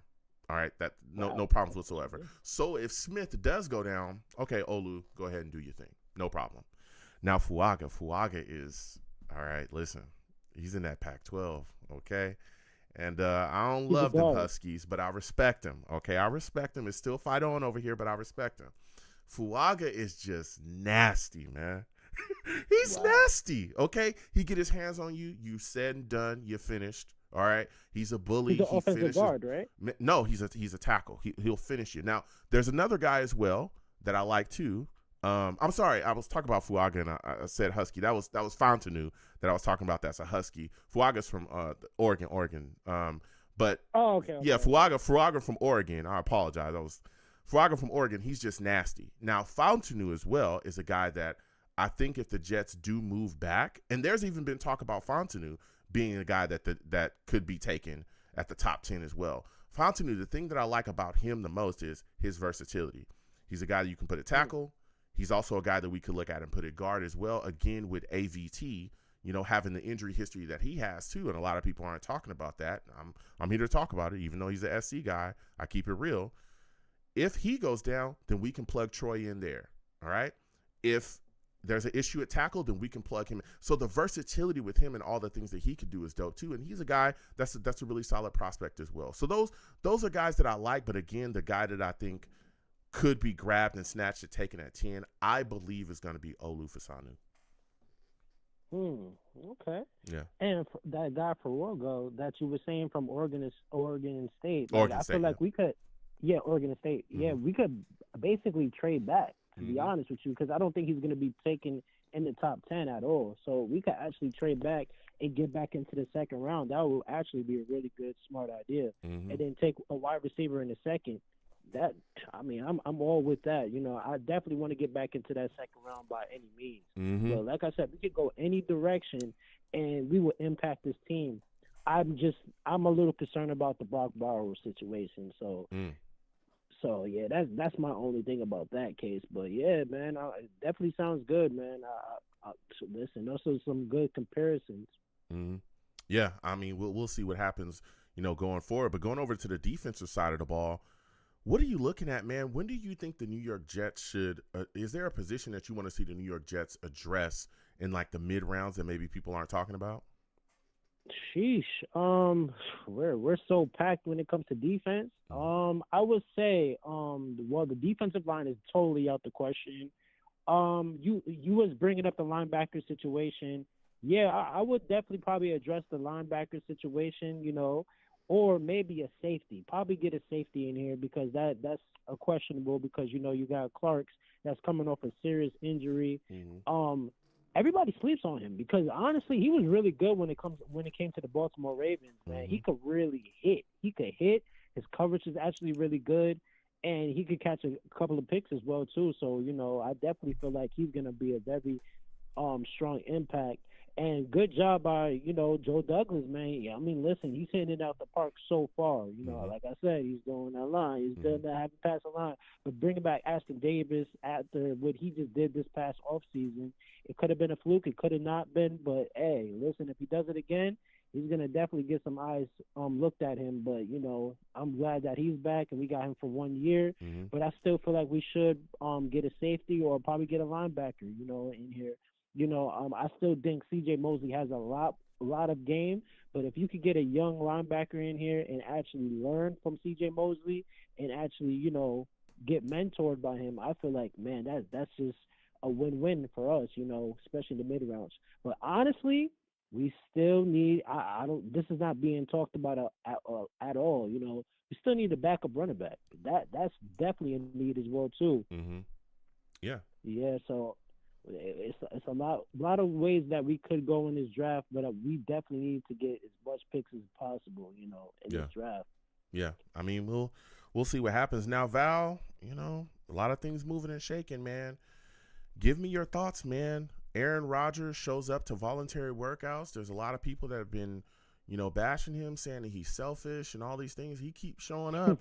he keeps showing up day in and day out, getting ready when he does not have to, right? He don't have to show up to voluntary stuff. Coming off the, Achilles injury, here he is. What are your thoughts about that situation, man? Him showing up to the first day of voluntary off-season workouts. Listen, and he doesn't even have to. He could be on vacation and stuff. He could just be, trying to get his legs back together. He could be doing his own thing. But he's actually showing that he's still all in. I just seen a picture with him and Tyrod Taylor actually talking. So he's still trying to get the new guys and capable, and try to get to know them and everything like that. Mm-hmm. So, he's doing his due diligence, and I can't really question his leadership. I just don't want him to influence the GM position, as he did last year, bringing his old friends. It's time for him to get some new friends and new people to come in here because, it didn't actually work out as it did because, of course he got injured and everything like that. Mm-hmm. But, I just feel like, he's basically showing that he's all in, mm-hmm. and that he's seeing that the organization is doing on their side of their business to make sure his side of the business is much more easier for him. And it was just a little crazy that that Brock Burrows came in as well too. Brock Barrows, came in as well too. And Barrows, mm-hmm. that he came in as well too. And, probably that's just a little sign that he wanted to meet him as well. But I do believe he went there because, he was needed to be there. And, mm-hmm. He just volunteered to go there. And everybody was there as well too, especially, Garrett Wilson and everything, the new jerseys is being revealed and everything. So it was a lot of hype, man. Mm-hmm. I'm definitely looking forward to this situation. I definitely want to touch on the wide receiver with you as well too. Yeah, quickly, go ahead. Okay, man, I'm hearing this guy Roman. I don't know mm-hmm. how you compare him, but I'm hearing a lot of like Waddle if he was taller. Mm-hmm. I'm hearing a lot of Jamal Chase. Mm-hmm. Is that accurate? Yeah, I mean I haven't watched a ton of him exclusively, but he is a great player. He's a really good player. Wow. There's a lot of people that are comparing him, like you said as well, to Waddle. Man, he can do it all. He can catch, he can move. The 50-50 balls, he's going to go up and grab those and get those too. Like there's so much great stuff to his game. So much great stuff to his game. He's a really good player. And honestly, these top three wide receivers from Marvin to Malik to Rome, a lot of people think that they're really interchangeable, that you could say that Rome is number one. You could say that Malik is number one. You could say, it's all there, but he is a phenomenal wide receiver. And if he's there at 10, I don't know. I wouldn't be upset if the Jets take him. Of course, everyone knows I'm going to see the Jets take a lineman, but I wouldn't be upset if the Jets end up taking O'Dunes at all. 100% agree with you on that. I can't even lie. That would definitely be because it's basically you're looking at the Dolphins, how they have their wide receivers all together.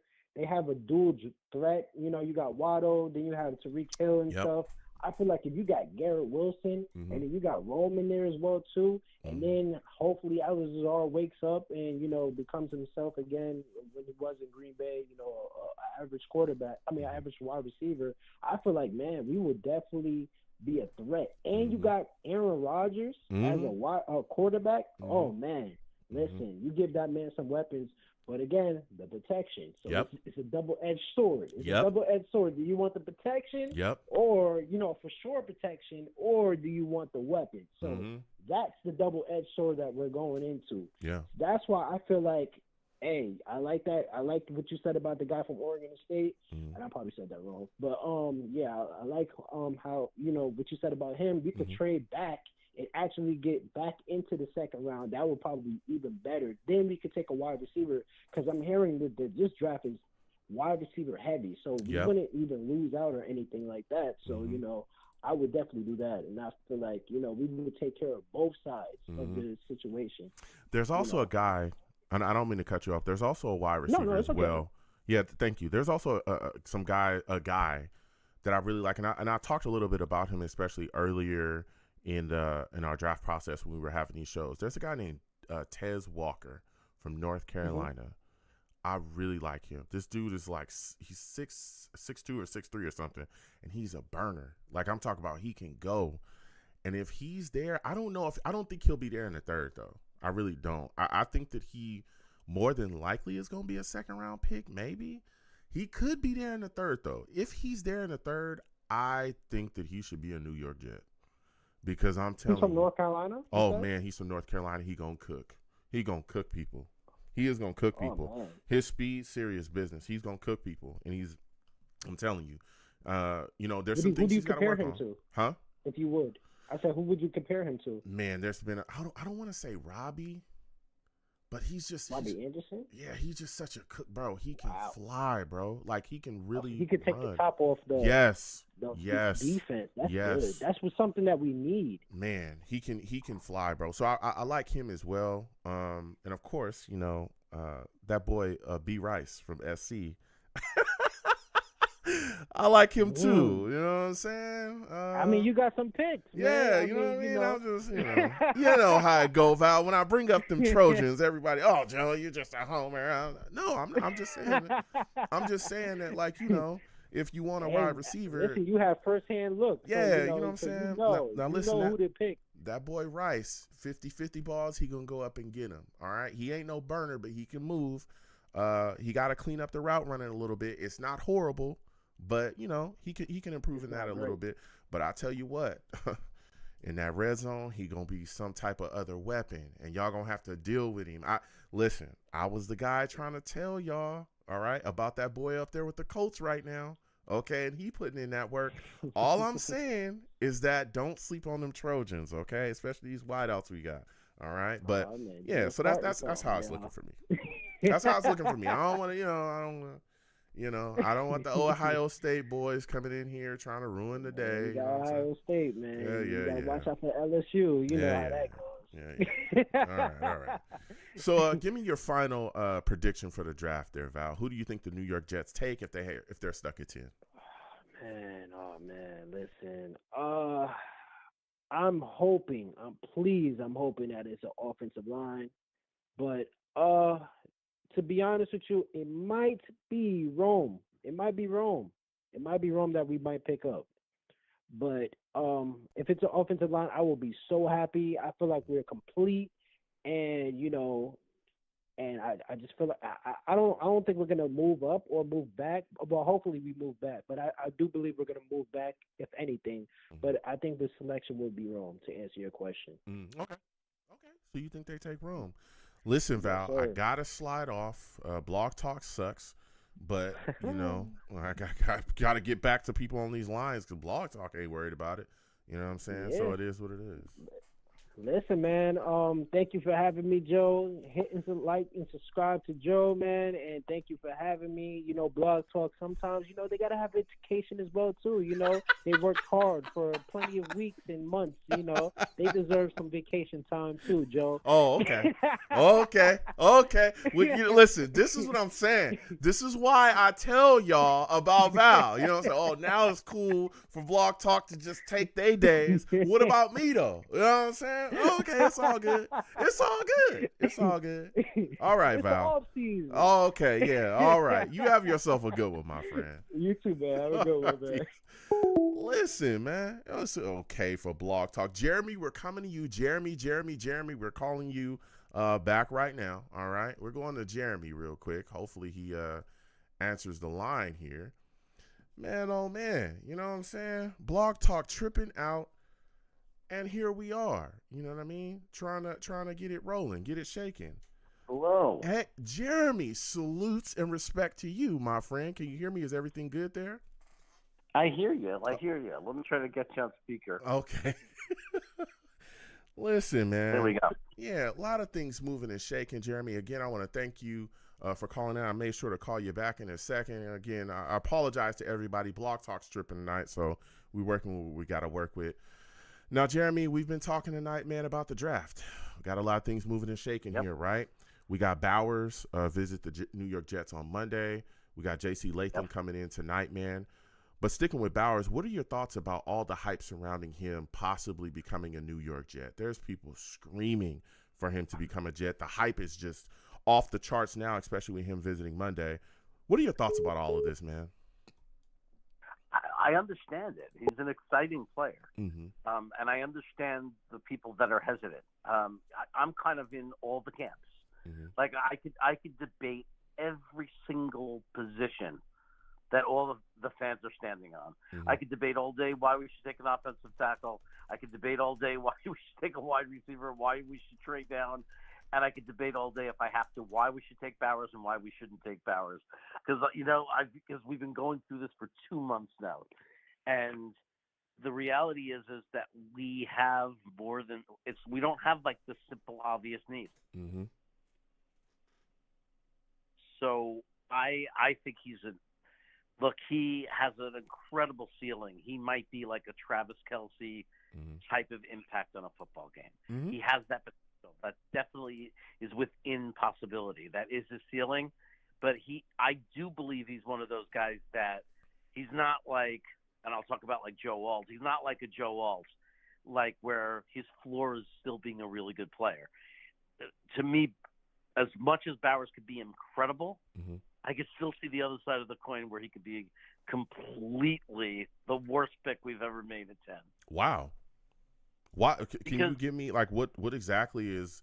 I mean, I've made it clear that I'm not interested in the New York Jets taking Bowers at 10, but I'm just wondering, like, to me, I think he's going to be great in this league. I mean, what is the downside that you see?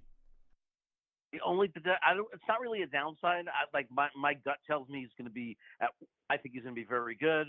I think if I had a pick, I'd say he's more likely to be a star than not be a star. Mm-hmm. I just think that the risk in him becomes if his receiving ability and his route running ability, and we never know for sure, right? Mm-hmm. But if it doesn't translate for whatever reason, then he becomes kind of like, okay, what do you do with him? Because he's not a traditional inline tight end, right? His specialty and what makes him special is outside of that, and I don't care what people say, outside of inline blocking, he's a very good blocker. He's a very good run blocker when he's lined up offset. Mm-hmm. He's a very good run blocker when he's lined up in the slot and he's in space. He's a very good, so he does every other kind of blocking fine. It's just a matter of can he line up and take on an edge. Mm-hmm. And that's probably not going to be his game. You're not going to see him as a sixth offensive lineman very often. Mm-hmm.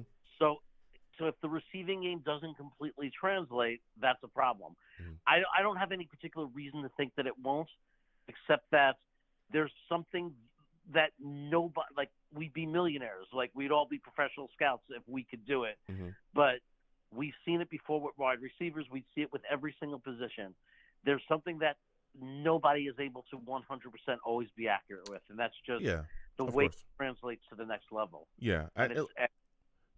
Yeah, no, listen, I hear you, Jeremy, and I understand, wanting your tight end to be a, more than, solid blocker. You want him to be great, but if you look at the game today, it's like you're not really asking tight ends to come in and just be like unbelievable blockers in today's game, and that's why I think guys like, it's not like back in the day. Like guys were definitely, on that line. It's not like that anymore. So that's why like I said, I think he's going to be a good player. I do think his game will translate. I mean, he's playing against great players now.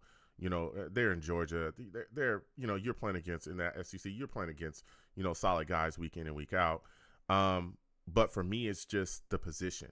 It's not the position I think that we should attack, especially when you look at our current tight end room right now. I've talked about it. I think that Tyler Conklin, he had over 600 yards with suspect quarterback play.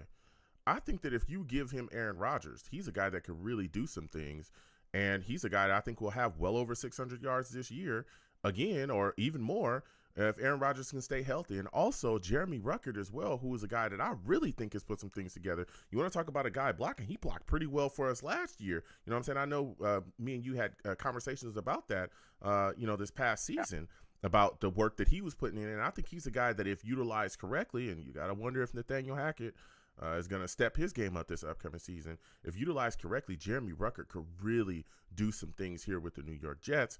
But I'm looking at the situation. Bowers at 10. I can't step into it because I'm looking at Tyron Smith and I'm saying there's no way this guy's going to be healthy this year. There's no way. Not fully healthy at all.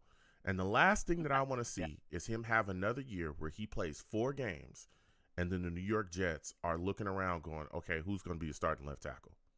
With Aaron Rodgers, praying to God that somebody's going to be able to block, and with Super Bowl expectations put on this upcoming season as well, because that's what's there. Every Jets fan I talk to says the New York Jets better win it here. They better at least get to the playoffs and make a run. You better not just get into the first round. There's a lot of people that are saying, hey, you better not just get into the first round and get bounced. You better make some type of real strides here, or, we're going to start screaming for Joe Douglas and Robert Saleh to be exited out of the New York Jets franchise. So that's just kind of my argument against it. You know what I'm saying? I understand it. I think he's a great player. Give me your thoughts and your feedback, man. Yeah, no, that's my biggest hesitation. Like, if they took Bowers, like, biggest concern, and like anything they do is going to be mixed emotions because I'm going to feel we're missing out on something. Mm-hmm. But if they take Bowers, there'll be a part of me that gets into it and excited about what he could do, and if he reaches his, if he hits his roof or hits his ceiling, how exciting that could be. But there'll be a big part of me that feels exactly the way you do. Mm-hmm. I'll be like, how do we take him? I love Jeremy Ruckert. I think he's completely underutilized. I think he could be an outstanding tight end, and he's going into that year 3, and he's going to have Rodgers throwing him the ball now. And then, just like you said with Conklin, he did 600 yards in the worst offense, almost historically one of the worst offenses ever. Imagine what he can do in a healthy offense with Rodgers and a better offensive line. And my biggest fear is we don't go offensive linemen, like we don't take a tackle that's ready to go. And my biggest fear is just what you said. Mm-hmm. One of the tackles goes down, and now we're looking at Max Mitchell or we're looking at Carter Warren, and we're sitting there hoping that they could be the answer. Mm-hmm. And the reality is there's a chance in the future they are going to be the answer. I haven't given up on either one of them, but I don't want to rely on them. I definitely don't want to rely on them. And I feel, and it drives me crazy when people say, well, you can't take an offensive tackle because you're taking a player that's a bench player. You're not even taking a starter. My Jeremy. My Lord. It drives me crazy. It drives me crazy because we haven't had, we average 8 offensive linemen a year in the last 10 years. Yes. Jeremy, do you know how much that bothers me? I literally have had discussions with people that have said that exact same thing. Well, you can't take him this year because he's not going to be a starter. He's not going to be a guy that's going to immediately. First off, you don't know that because, like you said, we cycle through offensive linemen here, and the way that it's looking with Tyron Smith and even Morgan Moses or even AVT, there's no how can you say that this guy won't be playing in year 1? By the way, what about next year? Because Aaron Rodgers is supposed to be here at least for another 1 or maybe 2 years after this season. Who's your future there at tackle? Because Morgan Moses on the last year of his deal. We'll see what happens going forward. Smith, he's literally a 1-year rental. If he can show that he can stay fully healthy this season, he's going to be screaming into free agency because then he's going to be able to put his hands up and go, see, now y'all really need to pay me. That's what he's really doing. We all know that. If y'all don't know that, let me tell you. He's come here because the market for him was not as high as he thought it was because of the injuries. But if he can show teams that he can be fully healthy next year and he plays at a great level, he's going to go into free agency screaming, now it's time to pay me because I've shown y'all I'm ready to go. And that, all those last seasons, those were flukes. I'm ready to go. So there's no future here at tackle, right? So if you can get your young tackle in a draft with a bunch of really good tackles in it, then you do it. You can sit this kid down, or this person down, this young man down for a year, have him really learn the scheme. And then next year, boom, he's the starting left tackle for Aaron Rodgers. Like Jeremy, I'm telling you, I've gone back and forth with people and screamed about that. And there's a lot of Jets fans that don't want to hear that. So it is what it is. I think there are so many fans that are so insanely all in and they take it so literally. It's like we can't. It's like, yes, we want to put our best foot forward and we want to win already and we have an opportunity and yes, we want to do that. But to sit there and say that we should absolutely neglect and disregard everything after next season is insane to me. And that's why I agree with you so much. We have got to lock down at least one of the two tackle positions long term. Yeah. Yeah. So when you look at, speaking of this tackle position, you're looking at the situation, man. Who's the tackle that you like? We talked about Olu, we talked about Fuaga, J.C. Latham, came in to visit the Jets. There's Jets fans that want to see him taking it 10. Who's kind of, outside of Alt, who's a guy that you're looking at and going, this is a guy that I think I'd like to see become a New York Jet? Well, look, out of all, I love Latham as a player. I love him. Talent-wise, he might be the best one after all. But here's the problem. Really? Okay. Talk to me. The problem is he's strictly right tackle. That's the problem. There's no option for him to play left tackle. He's not going to do. From all the film I've watched, he is not a left tackle. And that's because just the footwork, the guys coming around the end. That's going to be something he works on as a right tackle. But he is excellent, and I believe he's a great prospect. And again, he might be the OT too. He might be the second best one. It's just that he's limited to right tackle, whereas Fashanu can go either way, right? So for year one, he's the perfect swing tackle, and he's definitely a future left tackle. Another guy that I get really excites me as a possibility, especially because he might be available where you could trade down a few spots, make the trade with the Colts, get the 46 pick, and then you get like a guy like Fontenot. And what I like about Fontenot is he's very solid.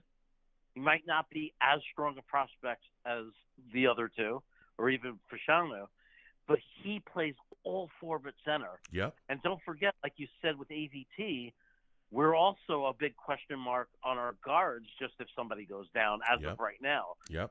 So a guy like Fontenot really puts us in a great position as far as long as it's not the center, whoever goes down, we have a perfectly suitable solution. Yeah. In Fontenot. Yeah. That's why, again, I've talked about, Troy Fontenot being the guy that I'm interested. If the Jets are at 10 and they say, look, we got to recoup some capital, if they slide down into the teens, if they want to trade down and they believe that Troy Fontenot is still going to be there, then moving down and being able to grab him would do a world's good for the New York Jets. Because like you said, and I've been pushing, I've talked about it, that guy, or that move being the move that I'd really like to see the Jets make. If they want to move down, let me tell you, he can come in, like you said, as well. He could be that tackle. He can come in and be that guard as well. And his versatility would be valued tremendously here, tremendously. So that was a great point there, Jeremy. Now, as we continue to talk about this team, you're looking at this defense, man. What are your thoughts? Like, what is a position on this defensive side of the ball that you say, this is something that could be, improved with this upcoming draft and maybe those mid to late rounds? We got some third rounders, we got some fourth rounders that we can utilize. What is a spot on the defense that you're looking and saying, that's a position that needs to be addressed still?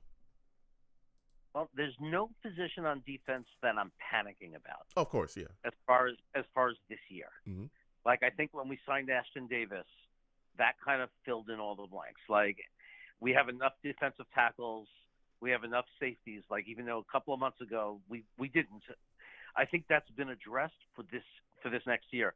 I would say though the three positions I'm looking at though is. I still would love to get, especially because this is a very deep draft in the position, I would love to look in those mid-rounds at the defensive tackles because I think there are some guys there. And it'd be great to lock up the guy playing opposite of Quinnen instead of every year kind of like picking and plucking and sticking guys in, right? But to have that solid tackle too that plays next to Quinnen. So I think this is a good year for it. There's just a lot of guys that could even be there in the fourth round. Wingo, Mason Smith, Jenkins.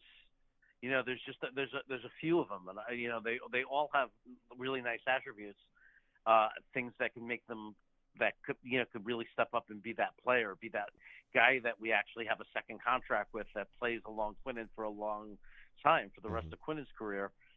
I feel that way also. Maybe it's not this year, But cornerback is actually a very sneaky need because I don't think we're going to be able to retain everyone. I don't know that we're going to be able to keep Reed long term and keep Carter the second long term. And I don't know if Eccles, if we do keep them, is going to hang around. So there goes some depth. So I think that we might need to start seriously thinking, do we have a cornerback? Maybe not for this year coming up, but what are we going to do in future seasons? And that's another position that is really strong in this year's draft, where not maybe the fourth round, but I'm thinking more the third round. I mean, you could have a guy like Max Melton slip to the third round. It's possible. And that would be hard to just ignore. Yeah. If a kid like that was available in the third round, come pick 72, it'd be really hard to ignore. And that only makes it so much more of an explanation point of why I would love to trade down to 15 with the Colts or something and get that second round pick, because I think there's a few positions like that where there's going to be some great opportunity, and I really want that extra pick to take advantage of that. Yeah. No, listen, I hear you. You look at that corner position, you got Michael Carter the second as well. We know we're going to, figure out what's going on with him. But I was looking at that linebacker position, man, and I'm saying, especially middle linebacker, there's no one behind C.J. Mosley, like, at all. Like, there's really no future there. And so if the Jets look in that, those mid-rounds, maybe that fourth round, and see a guy that they think could come here and provide a spark and maybe at some point possibly take over that middle linebacker position, I could see them making a move for that too. And I know, you talked about Ashton Davis being brought in. We'll see what Ashton gives us. I don't like him as a starter at all. But, safety, I wouldn't be surprised if the Jets, look to take a safety either. So, yeah, solid takes there. Now, as we continue to go on, Jeremy, give me your final prediction, man. Who do you think the New York Jets take in the first round? Well, it's not the guy I want. I'm afraid to say. I think there is a very big possibility they're going to take Bowers. Jeremy, here we go. You about to have the Bowers boys going crazy in my chat, Jeremy. Here we go. I called you back, and you do this. Go ahead, Jeremy. Oh, goodness. It's just very possible that they're going to do it. I don't think it's reading between the lines, it might not be significant. But I think, like some of the guys on Twitter pointed out, and it's hard to argue, the fact that they brought Bowers in the day of their workouts when Rodgers was in there makes you think. Yeah. It makes you think, well, maybe they wanted to see what kind of connection or feel he had with Rodgers. Maybe they wanted Rodgers' input on him. And it could be totally false. It could just be the way the dates fell down, because they have guys in there every day. So I don't know. But it is something to think about. There's, the fact that there's rumors that they were looking at possibly tight end last year. I hope it's smoke and mirrors. Like I said, what I want, and I think it could happen. I honestly think the Colts there's a lot that might incentivize them to trade up with us. And I think that from a Colts fan perspective, if I was like stepping in their shoes, I think that for them, a lot of their fan base might say, yeah, let's give the Jets our 46. I want that 10 pick because we really want to get that weapon, that Bowers, which is such a good fit for them. Yeah. So I think that's a possibility too, and that's the one I really, really want, man. Yeah. I want to grab a guy at 15, preferably Fontenot after trading down. Yeah. I'll be okay if it's just trading down and getting Latham. I'll be okay with if it's Fuanga. Like, I'm fine with that. Get me that number 46 spot so we can address two positions with 46 and 72. Yeah. Listen, Jeremy, it's been phenomenal speaking to you. Thank you for calling in, man. Next time I have a show, I want to hear from you, all right? Sounds good, man. I love it when I'm able to catch you and Absolutely. Get in. Thank you so much. And again, I apologize. Blog Talk Radio is tripping, but thank y'all for sticking with me. Thank you so much, Jeremy. You have yourself a good night, man. Take care, man. All right, have a good one. Listen, we're going to keep getting to the lines. Time's running a little low on the show. All right, we're going to get to everybody, though, that called in. We're calling them back. So we're going to try to get to Mike. I believe this is Mike from Toms River. We're going to come to you, okay? We're coming to you. Hopefully you can pick up the line here. We're calling you back. Man, again, I want to thank everybody for sticking with you, boy, okay? Blog Talk Radio is tripping, but we're making it work, okay? We're making it work. I believe this is Mike from Toms River. Mike, salutes and respect to you. I want to thank you for calling in tonight. You called in a little bit earlier. We're calling you right back. Give me your thoughts, man. Draft coming up. J.C. Latham visiting the Jets, and so did Brock Bowers. How are you feeling about this situation? A lot of hype. Bowers boys is in the building. What are your thoughts about everybody saying that the New York Jets are going to take Bowers, man? I know you love him. Give me your thoughts. It could happen. The only team that Latham can go to would be the Kansas City Chiefs, because all the penalties that he can go to Chiefs and they won't call him.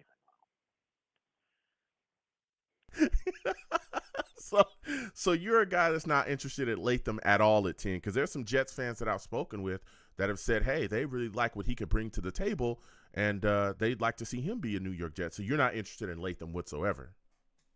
No, not at all. Not at all. Okay. So, again, we know, you're a Bowers guy. You really like Bowers. But let's say that Bowers is off the board, right? Let's say, you got O'Dunes there. Let's say you got Olu there, and you got to stick to 10. Who would you like to take? I like a Duze. I think he's good. I mean, if all could it drop to us at 10, that would be perfect. I tell you, Mike, I don't want to get destroyed, okay? I know people talking about he's going to go before us, and I get it, okay? A lot of people looking at Tennessee, but I'll tell you what, if Tennessee passes on Alt, there is going to be some teams that are going to be screaming to move up, and that's my next question for you. Let's say Alt does slide past Tennessee, right? They make their pick, and it's not Alt. Would you like to see Joe Douglas trade up to that number 8 pick and grab him? Yes. Okay, so you like to see it happen. Let's put you in that seat then. If you were Joe Douglas and you got to move up, Alt is on the table, what is the most that you're willing to give up to move up to that 8 spot? What are you willing to give the Falcons to grab Joe Alt? Well, it's going to be moving up 2 spots. You might get away with a 3rd-round pick. Okay. What about 2 third-rounders? What if they said, hey, we got other teams on the phone right now screaming, give us 2 third-rounders, and it's said and done. Give us your 3rd-rounder this year, and give us some future 3rd-rounder. Would you do it? No, I wouldn't do that. You wouldn't do it for Alt? Nah. Well, I mean, he could be franchise left tackle, Man, let me tell you something. I'll give depends. you something from a future draft so fast. Go ahead. No, I'm saying that if there's a lot of calls, you got to roll the dice. But hey, if it came down to it, yeah, I would do it. Okay.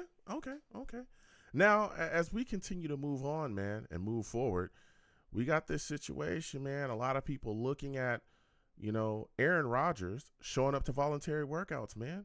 He's stepping into the building after rupturing that Achilles. Voluntary stuff starts. He's there day 1, April 15th. What are your thoughts about that, man? Because there were so many people that spoke so negatively about Aaron Rodgers before we acquired him. But from day 1, this guy has put in the work and never stopped, not just talking about it, but being about it as well. Well, they're just Jet haters, no matter what the Jets are going to do, they're haters. And look at the pay cut he took last year. What was it, like $35 million? Yeah. And that's selfish? Mm-hmm. It's like, you got to be kidding me. Mm-hmm. No matter what the Jets do, they go, same old Jets. Yeah. Only the Jet fans can say that, Yeah. No, listen, you're talking facts. Now, Mike, before I let you go, man, give me your final prediction for the NFL draft, right? The Jets, no moving down. They're at 10. Who do you think that they take? Ooh. Depends on the draft board. I would like to trade up to number 5 and get Neighbors. But if we got to stay, either go with I like the Penn State left tackle. Mm-hmm. Fasanu, or Roma Duze. Okay. All right. So you're saying Olu or Dunze. Okay. I respect that. Listen, Mike, I got to slide off. Next time I have a show, I want to hear from you, man. Great takes from you. Yes, and Block Talk sucks. Hey, look, Mike spoke his mind, and I'm not going to stop it. You guys are garbage. Thank you so much for calling in, Mike. You have yourself a good one. Have a good one, Joe. Listen, Blog Talk, man.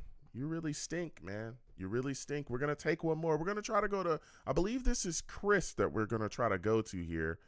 A lot of things moving and shaking, man. Blog Talk didn't work, but guess what? Everybody stuck with your boy. You know, and I appreciate all of y'all. But we're going to Chris. We're going to see if Chris picks up here. We're going to see what's going on here. Again, I'm calling everybody, back that was calling in earlier because, again, we're on a different system here. Man, oh, man. So many things moving and shaking here with the draft and so many things happening, man.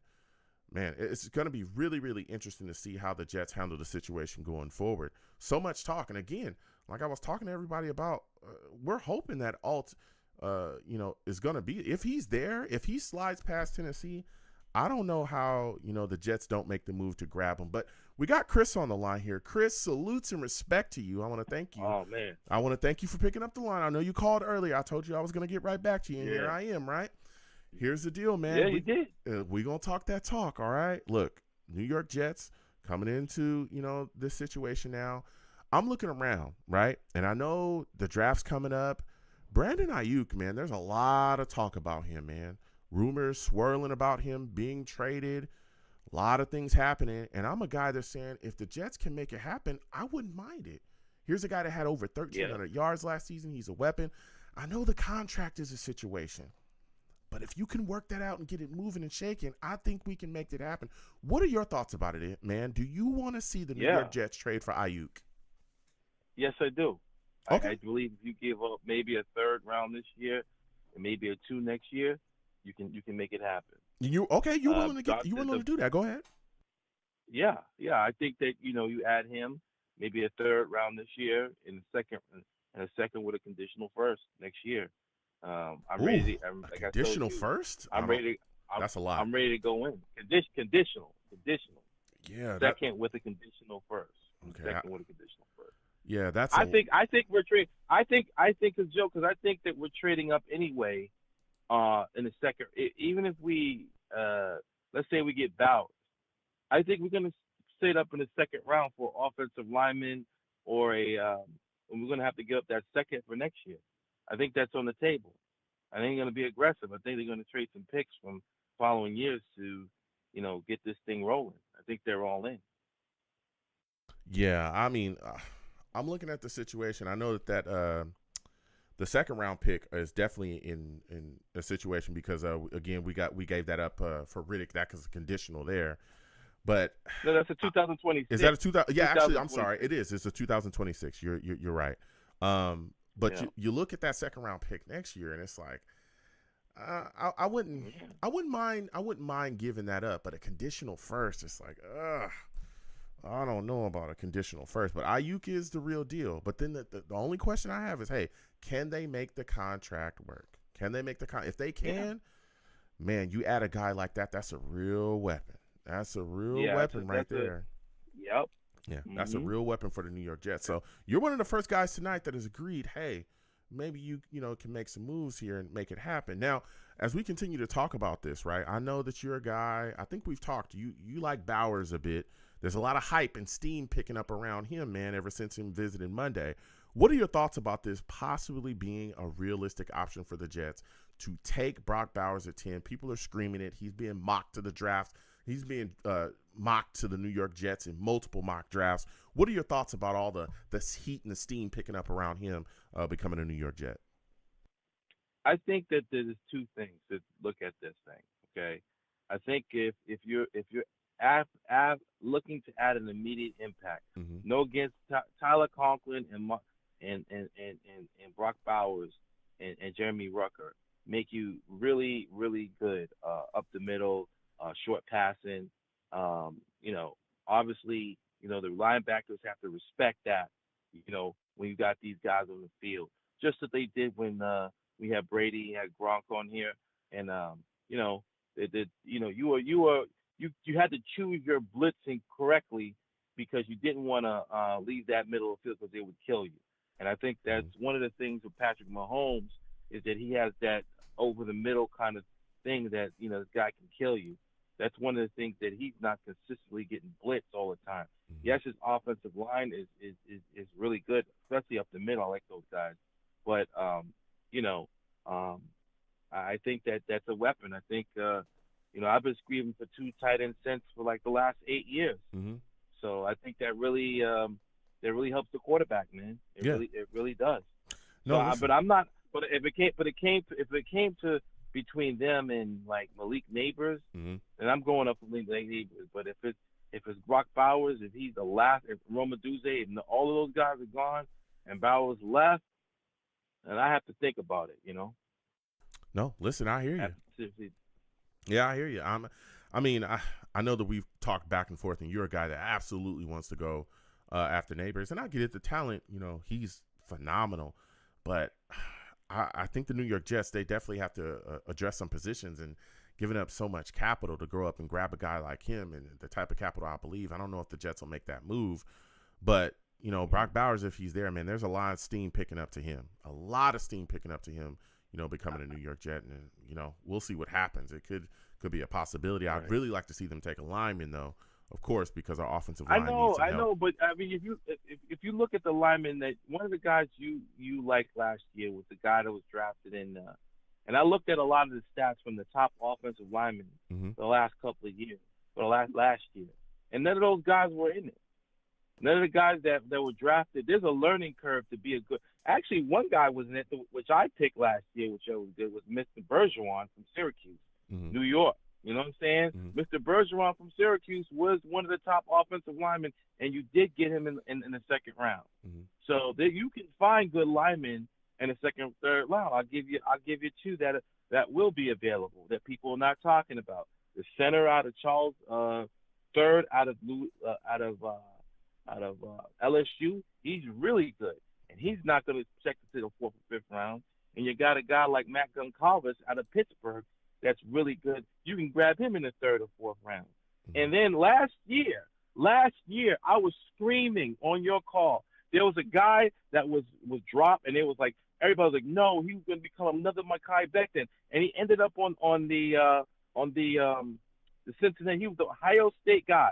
We could have got him, right? And everybody said, no, he's going to be like a Mekhi Becton. And the Jets just passed over him, and he was one of the best offensive linemen last year. He was on Cleveland. He was a right tackle, and that was the guy that I wanted. And everybody said that, no, he's no good. He's slow. Yeah, well, he played pretty good last year. Well, he played pretty good. No, listen, and I hear you, Chris. I'll tell you what. I understand what you're talking about, taking guys in the second round, and I understand that. Like I get it. I'm not, but my whole deal is this: when you have a tackle class that looks the way that it does this year, right? I'm looking at what the New York Jets need and where they stand as of right now. There's no future at the tackle position whatsoever, right? Especially with Morgan Moses, 1-year deal basically, because he's at the end of his deal. You got, Smith, he's a 1-year deal. If there's no future there and you can grab a guy like Fasanu or Fuaga, or even if you move down and grab a guy like Fontenot, who could be there in the teens again, I'm making the move. And I'm making the move because I need that future security there, offensive line, because of Aaron Rodgers. Aaron Rodgers is going to be here at least 1 or maybe 2 more years after this year, okay? I understand talking about grabbing weapons. I get it. I'm not like some people think that I'm just vehemently against the Jets being better weapon-wise. I'm not. We got Garrett Wilson in that draft. I was excited to the moon about it, right? He's a weapon. But none of this works if Aaron Rodgers is done and doesn't go down and goes down. None of this will work. So none of it. Given your strategy, would it make sense to bring in veteran offensive linemen, or would it make sense to bring in some rookie? Because as a rookie, as you can see, none of the first rounders that you guys was on the top offensive line last year. None of the guys. In fact, one of the guys we really targeted, Justin Fields, was hurt. So, like I said, this is the thing. We was claiming about offensive line last year. And none of those guys were the top offensive linemen last year. A couple of guys that snuck in were later picks. So I'm just saying is that there's a learning curve from being a good offensive lineman. And some guys, and you keep saying about Carter Warren, but I'm telling you right now, Carter Warren is not. Wait. Carter Warren is not ready to be a starting left tackle if Smith goes down. Listen to me. There's a learning curve to being a good offensive. The guy missed most of training camp. Okay, you give him a full off training and give him this guy. This guy was a great. He protected Kenny Pickett for a while. He was really good. No. You know, that's one of the listen. No. Listen. Just no. So let me ask you. So I'll give you the final word. Go ahead. You guys keep talking about Fuaga. Mm-hmm. Okay, you go. Fuaga is great, but he got his lunch ate by Latu. He's gonna go against those kind of guys every Sunday. Mm-hmm. Okay. And you can't tell me he dominated Latu because he did not. Listen. He did not. And hold on, Chris. Hold on, Chris. Listen. Yeah. At the end of the day, right, there's been guys, you can look at Alt's tape, right? There's been times when he struggled with people, just various other offensive linemen. But when you look at Fuaga's overall body of work, he's a great tackle. And he's going to be a good tackle in this upcoming league, He's going to be solid. Right? And I understand that there's time and everybody takes time, but there's no way that you can look at the guys that we have here, Carter Warren, or even Max Mitchell, who was awful last season. They were bad. You cannot look at those guys and say that they're ready to be starters in a Super Bowl or bust year. You can't. When you look at the tackle, when you look at the young talent from this upcoming class, you have to take one of those guys. You have to. Especially when there's no insurance there at the tackle position. And I get wanting weapons. I get that. You're talking about veteran offensive linemen. There's not a lot of veteran offensive linemen out there that are good. You'll be cycling through. We did that. We brought in veteran guys last year that weren't good. So when you have the tackle, when you have the talent there at tackle, you grab those guys. But before I let you go, Chris, because the lines are hot, give me your final prediction for the New York Jets draft. Who do you think they take at 10? Man,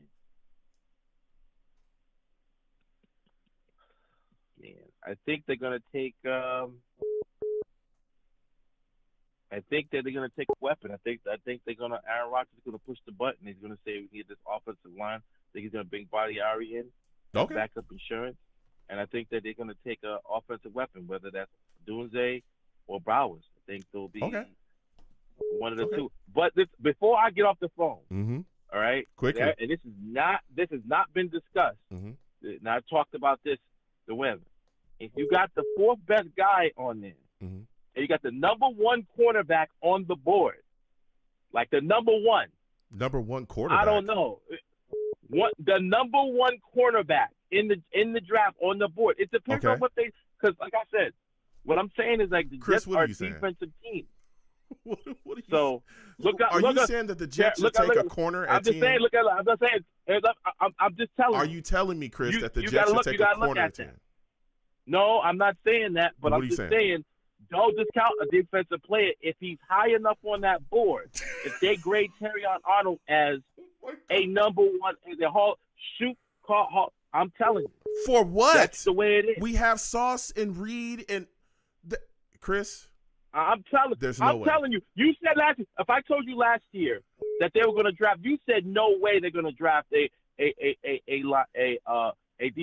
defensive end, a fast rusher. And I told you on that call, you could point it back.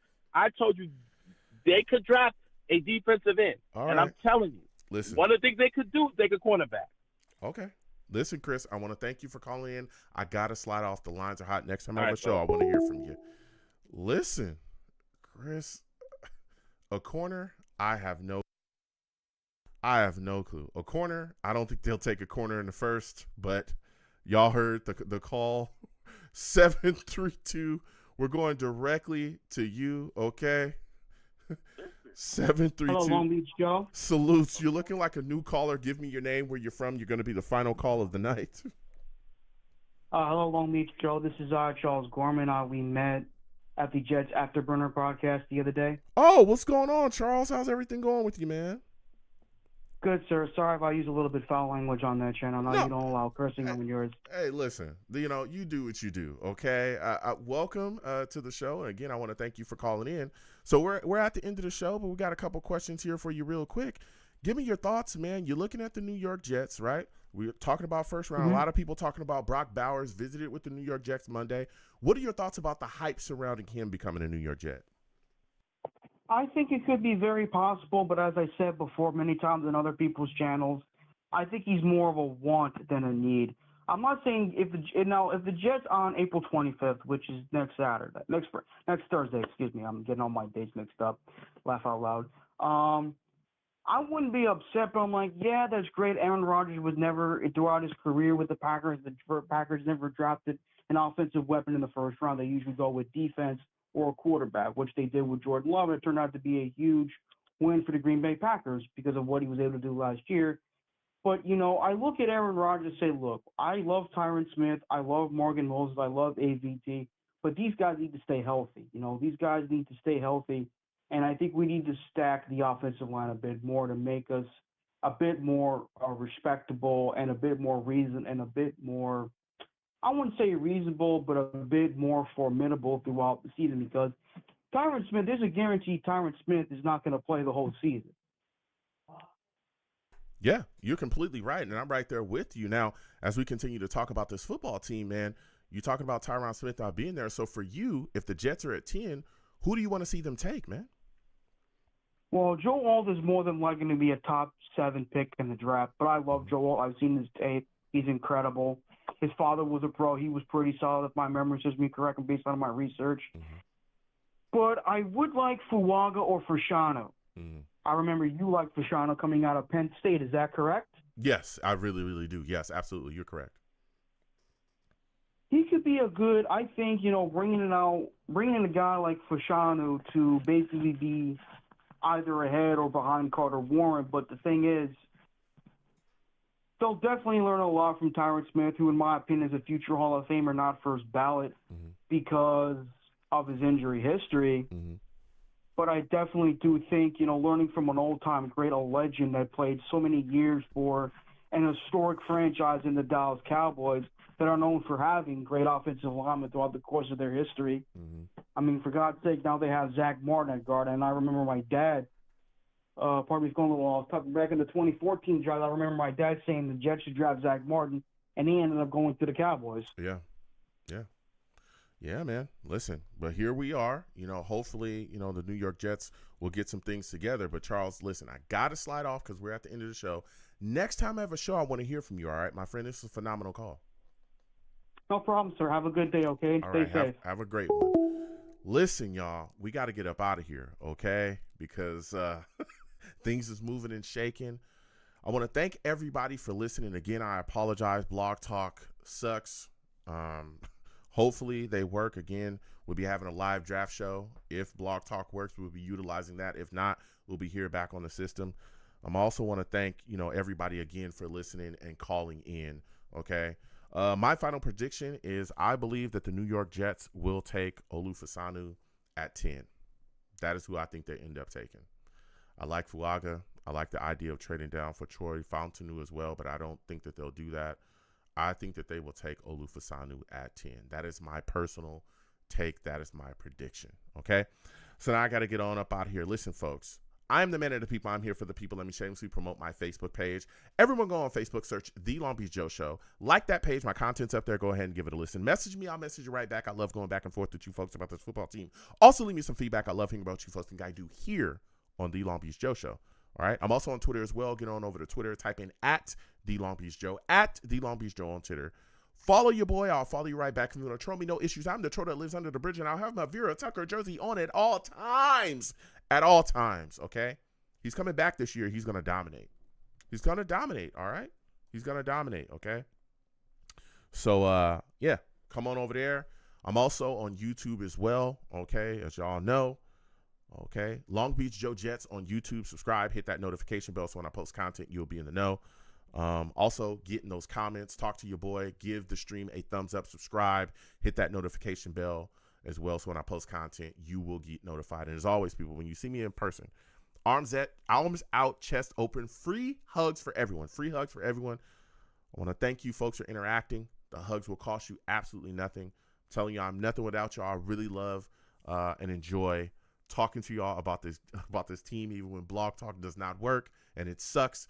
We keep it moving. We make the adjustments, okay? It's a crazy night. We got crazy calls. We got a whole bunch of stuff going on, moving and shaking. But here we are. I want to thank y'all for sticking with your boy and giving me all your thoughts. Also, I want to thank Tony Pauline as well for coming on and giving us his takes as an NFL draft analyst. Phenomenal, talk with him as well. Really enjoyed it. So until the next show, you folks have a good one, all right? Now, listen, before we get on up out of here, for those of you that do not know, we do this show year round if you're new, okay? Exclamation point. Links in the chat. That brings up my link tree. My link tree has the links to all of my social media platforms. Please go down there. Follow me across all my social media platforms. All right. When you call in, this is the number to the show officially, okay? That's the number to the show. But Blog Talk sucks. And it sucks. Sometimes it don't work. As your veteran callers know, don't ask me why, but tonight it didn't work, all right? But we made the adjustments, and here we are. But generally, this is the number to the show. My show starts at 7 p.m. Eastern, okay? It switches days, but if you follow me on my social media or you, again, subscribe to my YouTube channel, hit that notification bell, then guess what? You will be notified, okay, far ahead of time that I'm doing a show, and then we go live and we talk about this football team. We have a lot of fun doing that. The only thing I do not allow on my show is cursing. Don't call into my show cursing. I will get you up out of here, okay? This is YouTube. YouTube is very sensitive, okay? And I'm sensitive to YouTube. So this is also a family show as well. So I got kids and old people that listen to me. Don't call into my show cursing. Don't do that, okay? I'll move on from you quickly, okay? Whether we on Blog Talk or not. If Blog Talk works, then I'll move on from you on Blog Talk. If it don't, then, I'll get rid of you some other way that we're using, okay? So, yeah, we have a lot of fun. Join us. We also do live watch-alongs. As of right now, we'll be doing a live NFL draft show. We're going to watch the draft together, and then we're going to take calls after the draft, and then we're going to talk about what we saw the New York Jets do in that first round, okay, on night one. So we're going to see what's going on, what's moving and shaking. So please get involved and join us there. We have a lot of fun doing this here. We also watch the games together throughout the year when we can do that, when my schedule allows. And then after the games, we go live and do a radio show. Keep in mind when you call in, please make sure your phone line is good. If your phone line's bad, I'm going to have to move on from you. If I can't hear you, I'm going to move on. If you got crazy background noise, all right, you're on your jackhammer at work. People call in sometimes from work because they listen to me at work. I love that. Put the jackhammer down, go down the street and talk to your boy, okay? Then when you're done, you can go get back on the jackhammer. I need to be able to hear you. Crazy background noise, I'll move on from you and hang up, all right? Don't do that. Also make sure, again, that you call me from a good phone line. If your connection is all over the place, you called me from a phone you found in a dumpster at Home Depot, I'll move on from you as well, all right? So please make sure all of that is good and together, all right? So, yeah, we have a lot of fun here, man. You might catch your boy gaming on the channel every now and then as well.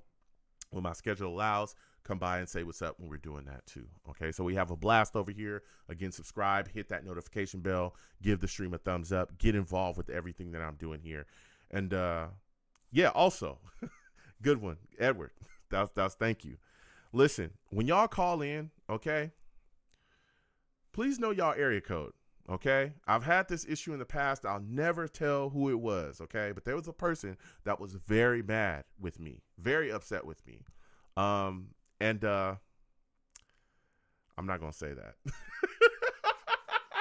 I'm not going to say what I was going to say, but I will say that we had a discussion. Okay, I'll talk to that person, and I allowed the person to state their case of why they were so mad at me.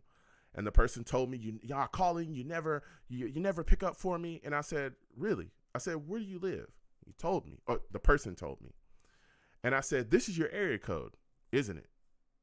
And the person said, I don't know. And I Googled and I said, this is your area code where you live. This is you. And the person said, oh, yeah. And I said, yeah, that's why when you call in, I scream out your area code. And then I move on because you don't ever pick up. And the person said, oh, okay. Yeah, the person thought I blocked them. The person thought I just didn't want. I listen to everybody, okay? No matter who you are, even if I don't agree with your take, I listen. All right? I listen. I don't have all the time in the world, right? I give my callers about 5 to 8 minutes to make their points, and then we got to go. I always give y'all the last word pretty much, okay? But that's how it works. So please know what your area code is. Because if I don't know you by name and you call in, I'm going to call you out by area code. Okay? So please make sure you know your area code. That's all I'm ever going to say about that. That person was really mad at me. I'm telling you, that person was furious. And I talked to the person, and I was like, you don't know, please know what your area code is because I want to hear from you. All right. So, yeah, please do that. Okay. Salutes to all the savages in the chat. Again, I want to thank y'all for sticking with your boy. Blog Talk is terrible. Salutes to Edward Stewart. Always good to see you in here. Sean Bennett, salutes and respect to you as well. Always good to see you in the building, too. Jay Mitch, always good to see you in the building, too. Outlaw, salutes and respect to you. Jack Kenneth, salutes. All right. Also, Dano, salutes and respect to you as well. Salutes and respect to everybody, man. Adam, always good to see you in the building. Adam, salutes and respect to you, man. Salutes and respect to everybody, you know, that came into the building. Jets Chaos, everybody that just came in and said what's up to your boy, you know, that talked to me, that called in. Again, I apologize. Block Talk sucks, but we work with what we got, right? Michael Piper, salutes and respect. Todd, Rudy, Juno, always good to see you in the building, man. All right. NY Jets FL, salutes and respect to you as well. Rusty, always good to see you, man. All right. Boycott, always good to see you in the building, too. Salutes and respect to everybody. Dre Soupy, salutes. Good to see you in here. Vibes. All right. I want to thank everybody again, man, because, you know, Tony, Pauline, again, I want to thank you for coming on to the show. Afterburners, Jets Afterburners, salutes to you, too. Yeah. Again, I want to thank everybody, man. Edward Stewart says, thanks, yo. Great job tonight. Thank you so much, man. Thank y'all. Again, I want to thank y'all for sticking with your boy. Blog Talk is trash, but, you know, we got to do what we got to deal with. Also, when you call in, if Blog Talk works, my show starts at 7 p.m. Eastern. There's people that call in earlier than that. That's how they get on the show earlier. It's not illegal to do that. I put it out there because, you know, I got veteran people, that do that all the time. I'm not going to tell you who it is. It's Rusty and Val that does that. I'm not going to tell you who's doing it. It's Rusty and Val. But it's not illegal to do. So if you want to do that, if Blog Talk works, because it's trash, then, you know, you're welcome to do that. Again, y'all heard tonight, you know, sometimes I have, you know, a guest come on and give us, you know, a great interview, which we had tonight with Tony Pauline. He was phenomenal, but generally, you know, 10 to 15 minutes. You know, I talk about, you know, the team, sometimes less than that, and I go straight to the lines of the callers, okay? And we have that discussion. So please do not think it's illegal. It's very legal for you to call in early and just wait about the lines open, I think it's 6:50 p.m. Eastern. I think that's when they open. Some people say earlier. So what people do is they call in at 6:50, wait, show starts at 7, they wait about 10 minutes, and then boom, they're on. That's how they do it. You know, I'm not telling you who's doing it. It's Rusty and Val, all right? So salutes and respect to everybody. Again, I got to get out of here because my schedule is wild. Listen, be safe, okay? Be safe, people. A lot of crazy things going on in this world, okay? A lot of crazy things. Don't ask me why, all right? Be safe. Sit down with your friends and your family, all right? Enjoy your food. Enjoy your time with them. Sit down, make some good food, watch some good TV, and make those memories, man. Make those moments because, man, you never know. You never know what can happen, man. All right. It's something that's important to me in my life. I hope it's important to you in yours. All right. So I'm going to get on up out of here. Again, I want to thank everybody for sticking with your boy. Again, I apologize. Blog Talk sucks. All right. So until the next show, which should be the live draft show, we're going to have a lot of fun.